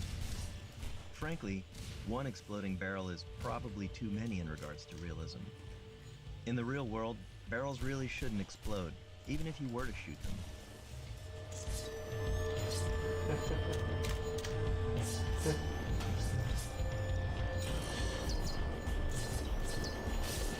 Oh, fuck.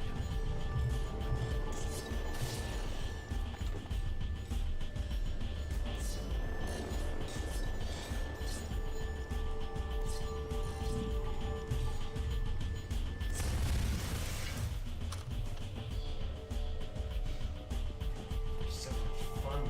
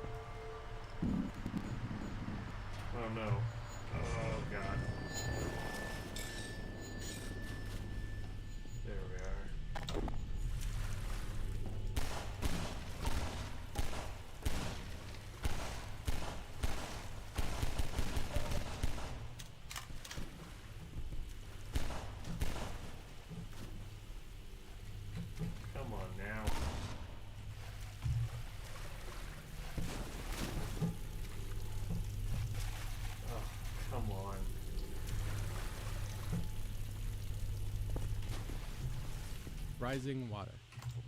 The floating bridge and wooden spools here introduce the concept of buoyancy as a tool for the player. In this case, it's not really a puzzle, it's just some fun for the player interacting with the physics system. But later, we revisit this gameplay element in the canals to raise a ramp for the airboat.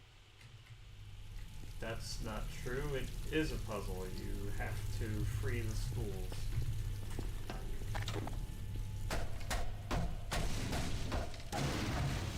Anyway.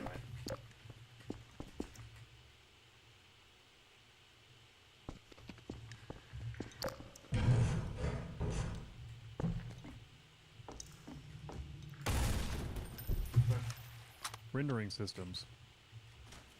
In the early 2000s, we couldn't afford a general-purpose renderer with the broad capabilities of a modern engine. Instead, CPU, GPU, and memory limitations required highly specific solutions to rendering challenges so we could squeeze every bit of performance out of a player's hardware. As a result, Half-Life 2 actually has 3 different rendering engines. One for world geometry, another for outdoor terrain, and a third for dynamic entities like characters and objects.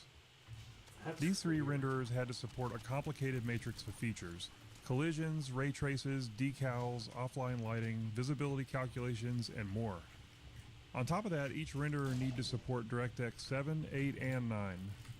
The differences among these DirectX versions were significant, often requiring different data storage and rendering approaches. They even used different programming languages. Altogether, we essentially had 9 different renderers, each needing unique solutions, and getting them all to look consistent was one of the most challenging tech problems we faced during development. Jesus Christ.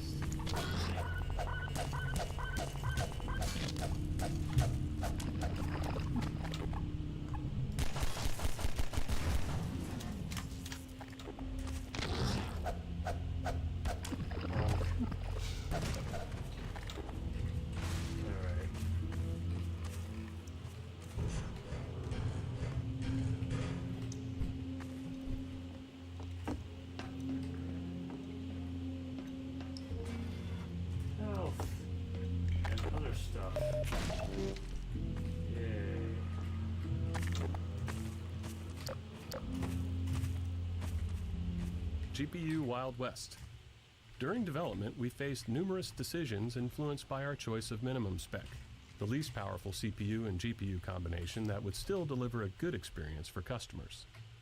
In the early 2000s, there was far more variety among GPUs than today, with wide differences not only in speed, but in fundamental approaches to rendering. But at the time, we had no real data on the hardware our customers were using. What CPUs and GPUs did they have? How much RAM? Which version of Windows? We reached out to Microsoft hoping they might know answers to questions like, how many DX7 cards are in use? Or DX8? Unfortunately, they didn't have the data either. Realizing we were at risk of making bad decisions without these insights, we developed an analysis tool that allowed players to report their hardware specs to us and integrated it into the early version of Steam. The data was so useful that we decided to make it public, launching the Steam Hardware Survey in April 2003. It's been helping us and hopefully other developers make informed decisions ever since. We've got dynamic shadows. With a focus on character and physics objects, we felt a dynamic shadow system was necessary to render them all in all their glory. In 2003, GPUs didn't have any dedicated shadow capabilities that they have today, so performance was a tricky problem. Our eventual solution went something like this, running every frame. First, find all the objects that might have shadows in view. Doing this meant figuring out which objects were in the view frustum, or slightly behind it, to catch entities that were off-screen but whose shadows might end up on-screen.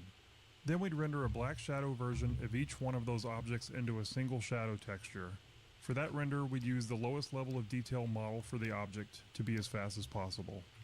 Finally, we'd use the shadow texture to draw each of the shadows into the player's view, darkening the already rendered pixels. We carefully cut around each shadow in that shadow texture to ensure that they correctly overlaid each other in the case where multiple shadows overlap. It's neat to look back on how we did these things, but ultimately we're a lot happier today, where GPU hardware makes it a much more straightforward problem. Is this a podcast? No, this is, Half-Life 2 has a developer commentary mode now. So you see these commentary nodes here. and you can activate them.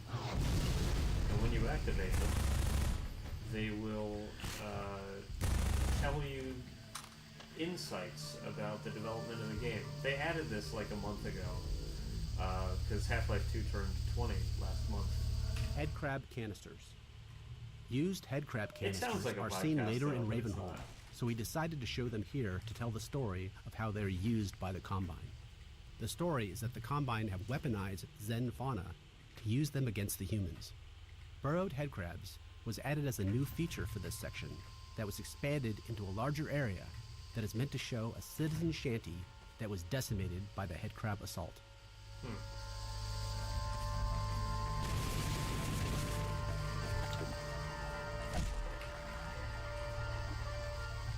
I mean, burrowed headcrabs are in Half-Life 1, but okay.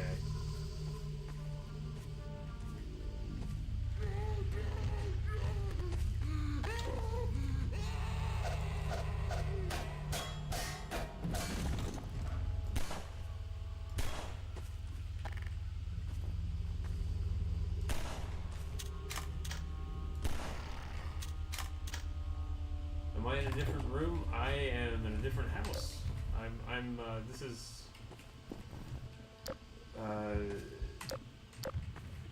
this is the house that I moved into.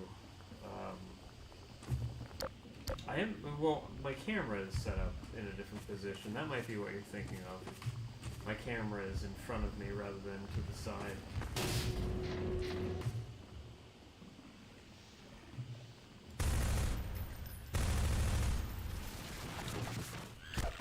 There we go.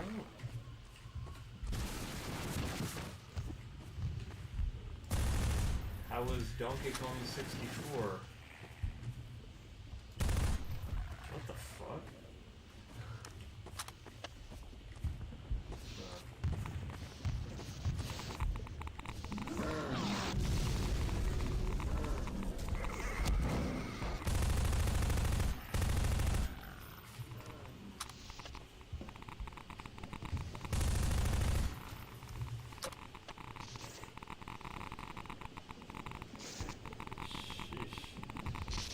So nasty.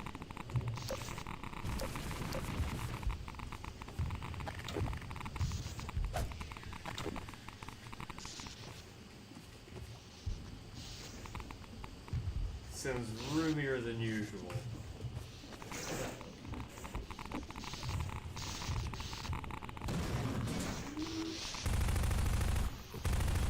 There we go. Well, let me check and make sure I don't have any messages real quick. DK64 was good, nice. Very nice. Oh. Oh dear. Bad crabs. The only good head crab is a dead head crab.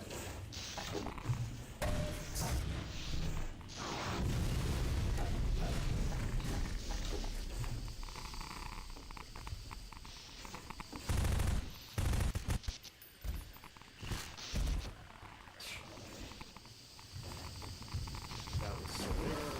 Oh, look.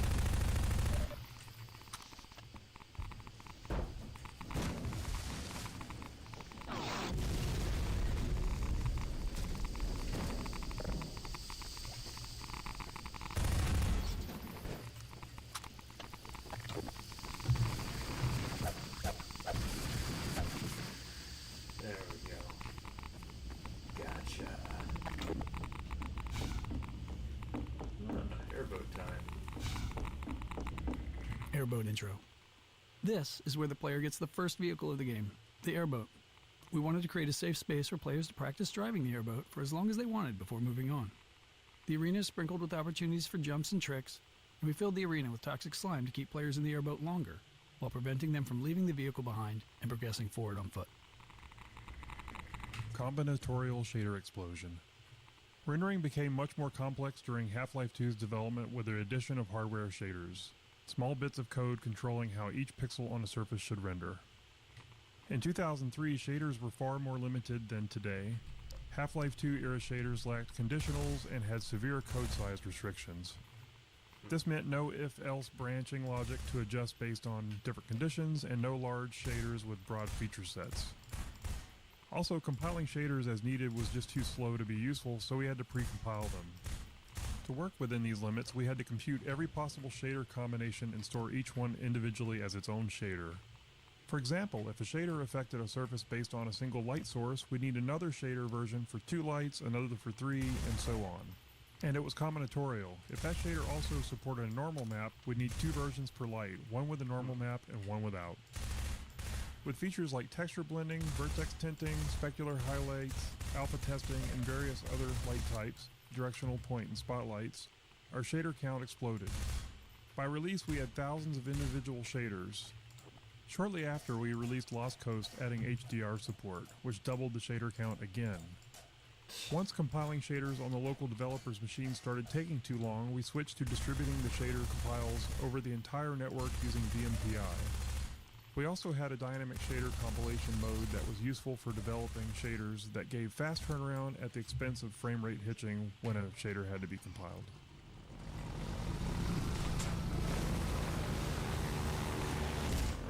Ow.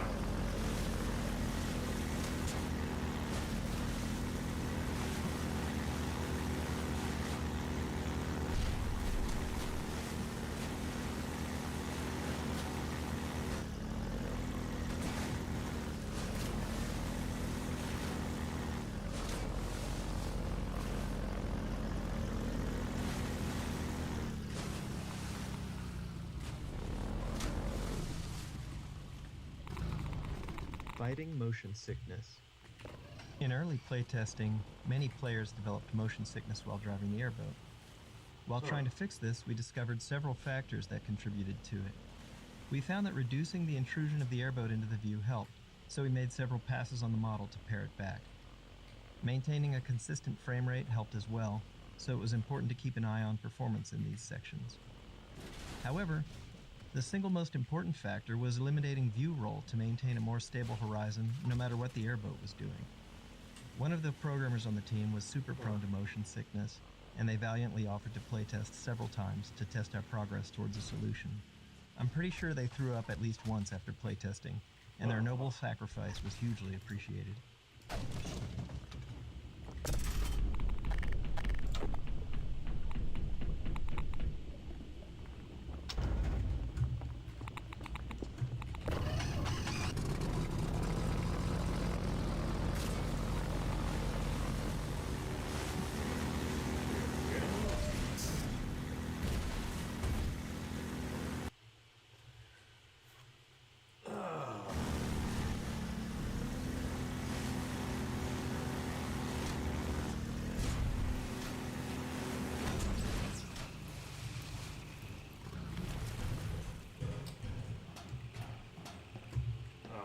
Just handgun it. Damn it. Chain man. Bastard.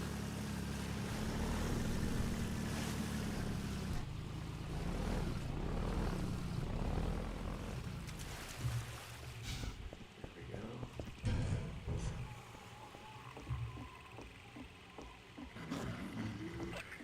Airboat time. Finding the right balance between vehicle time and time on foot took some work.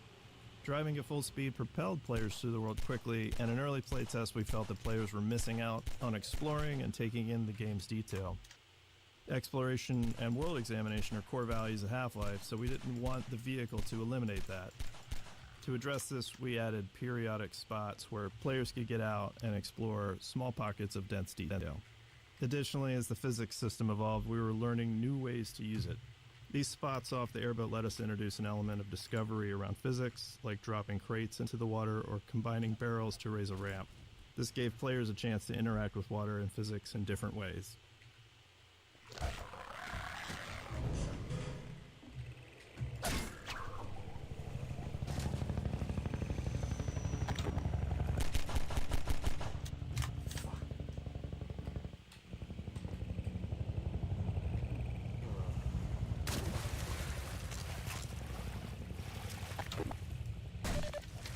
Oh, good.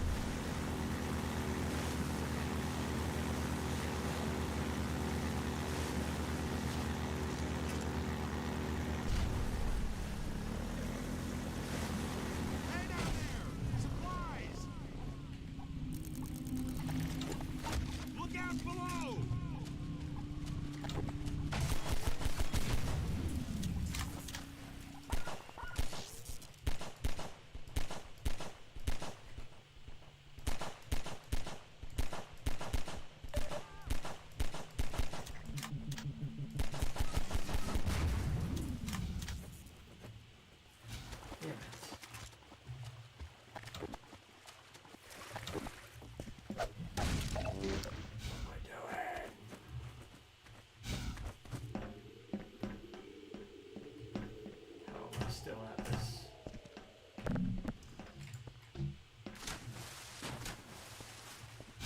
Why does this game have to be so compelling?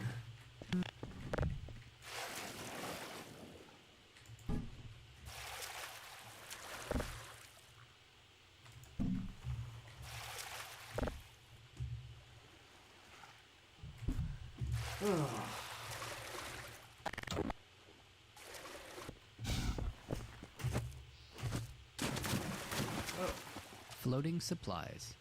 In the alpha playtest, the canals were sprinkled with floating supply crates that players could smash with the airboat to collect the supplies inside.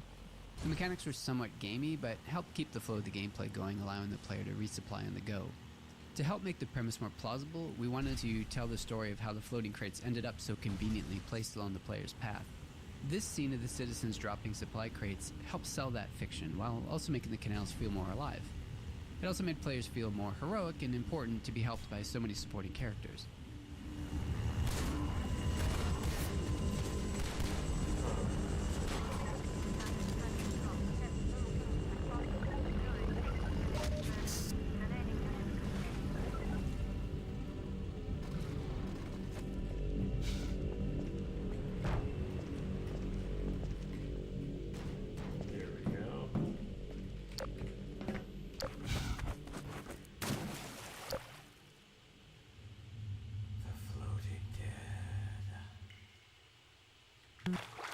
Zombie surprise. There's a little bit of a cheeky jump scare in this sewer pipe.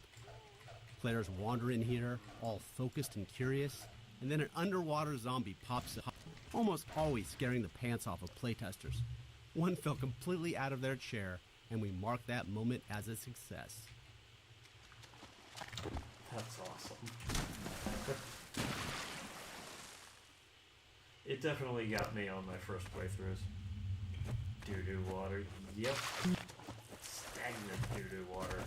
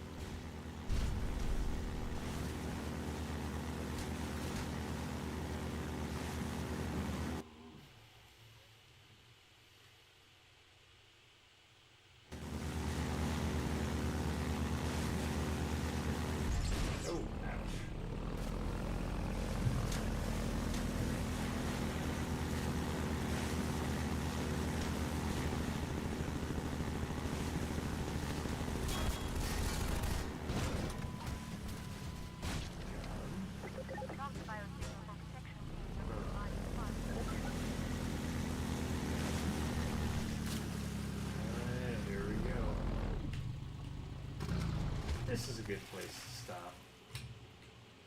I'm gonna do that because it's definitely time for me to go to bed. Well, let me get the Magnum first. This isn't where I get the Magnum. No, the Magnum's later. Grenade intro. We conceived of this Combine base as both a training area and a playground for grenades, introducing them here in infinite supply crates to signal that it's safe for players to use grenades freely without fear of running out. Go wild. The Combine encounter here uses extensive markup to direct the soldier AI towards cover and provide good opportunities for players to make use of grenades. At the end of the area, the same infinite grenade technique helps players resolve the turret placement, as a direct assault is a lot more difficult if you don't.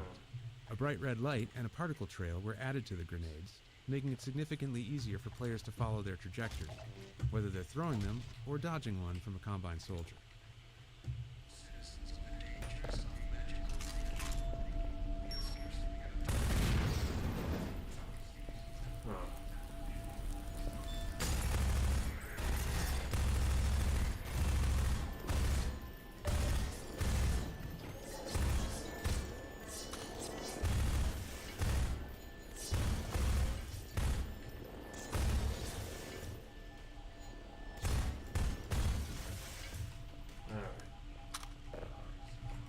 air resistance. One important feature we had to add to our physics engine for Half-Life 2 was air resistance. At the time, physics engines would typically implement a general damping feature for slowing objects down as they moved, but this merely removes energy in a symmetric way. In order to create more believable motion, we decided to simulate air resistance instead. This allowed us to get asymmetric behavior, where the amount the object was slowed by moving through the air was different depending on how much surface area of the object was facing the direction of movement or rotation. This feature was key to making explosions and objects thrown by the gravity gun look believable. Fast-moving and fast-spinning objects are among the most expensive things to simulate in Half-Life 2's physics engine, so air resistance also improves CPU performance in cases like explosions. It is also key to presenting different materials and masses of objects. More dense objects can push aside air more easily, and this is visible. Having this effect in the simulation helps make the difference in density between cardboard boxes and wooden planks more apparent, and really helps make the objects in Half-Life 2's world much more convincing.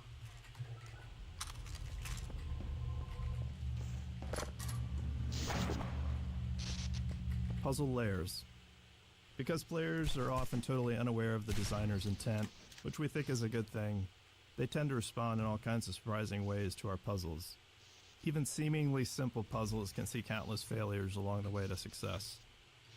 That was the case with this puzzle to open the canal gates, which required many layers of hints and cues. The sparking wheel communicates that this is where someone would normally open the gate, but some other method is needed. A few crows draw the player's eye towards the solution, in this case, a bundle of girders on a pendulum. As grenades have been thoroughly introduced, we originally wanted players to throw one to break the wooden support structure, but that wasn't obvious enough. We added exploding barrels as a much clearer clue. But even after solving the puzzle, some players didn't realize that the gates were now open, which led them to endlessly explore the base interior looking for another exit. So we had to remind them of their original problem, the broken gate.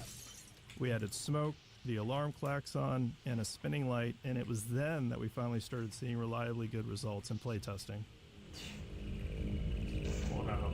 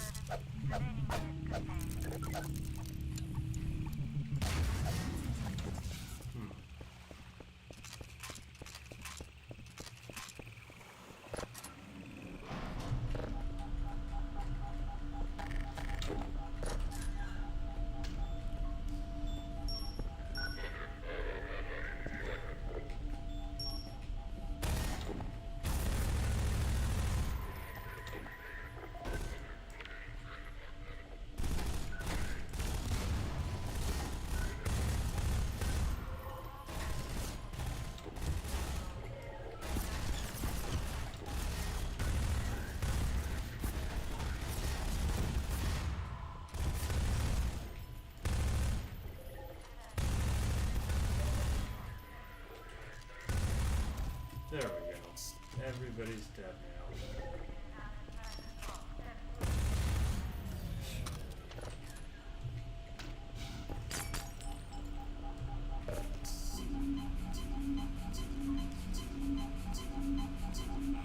That's better. Oh, come on, okay.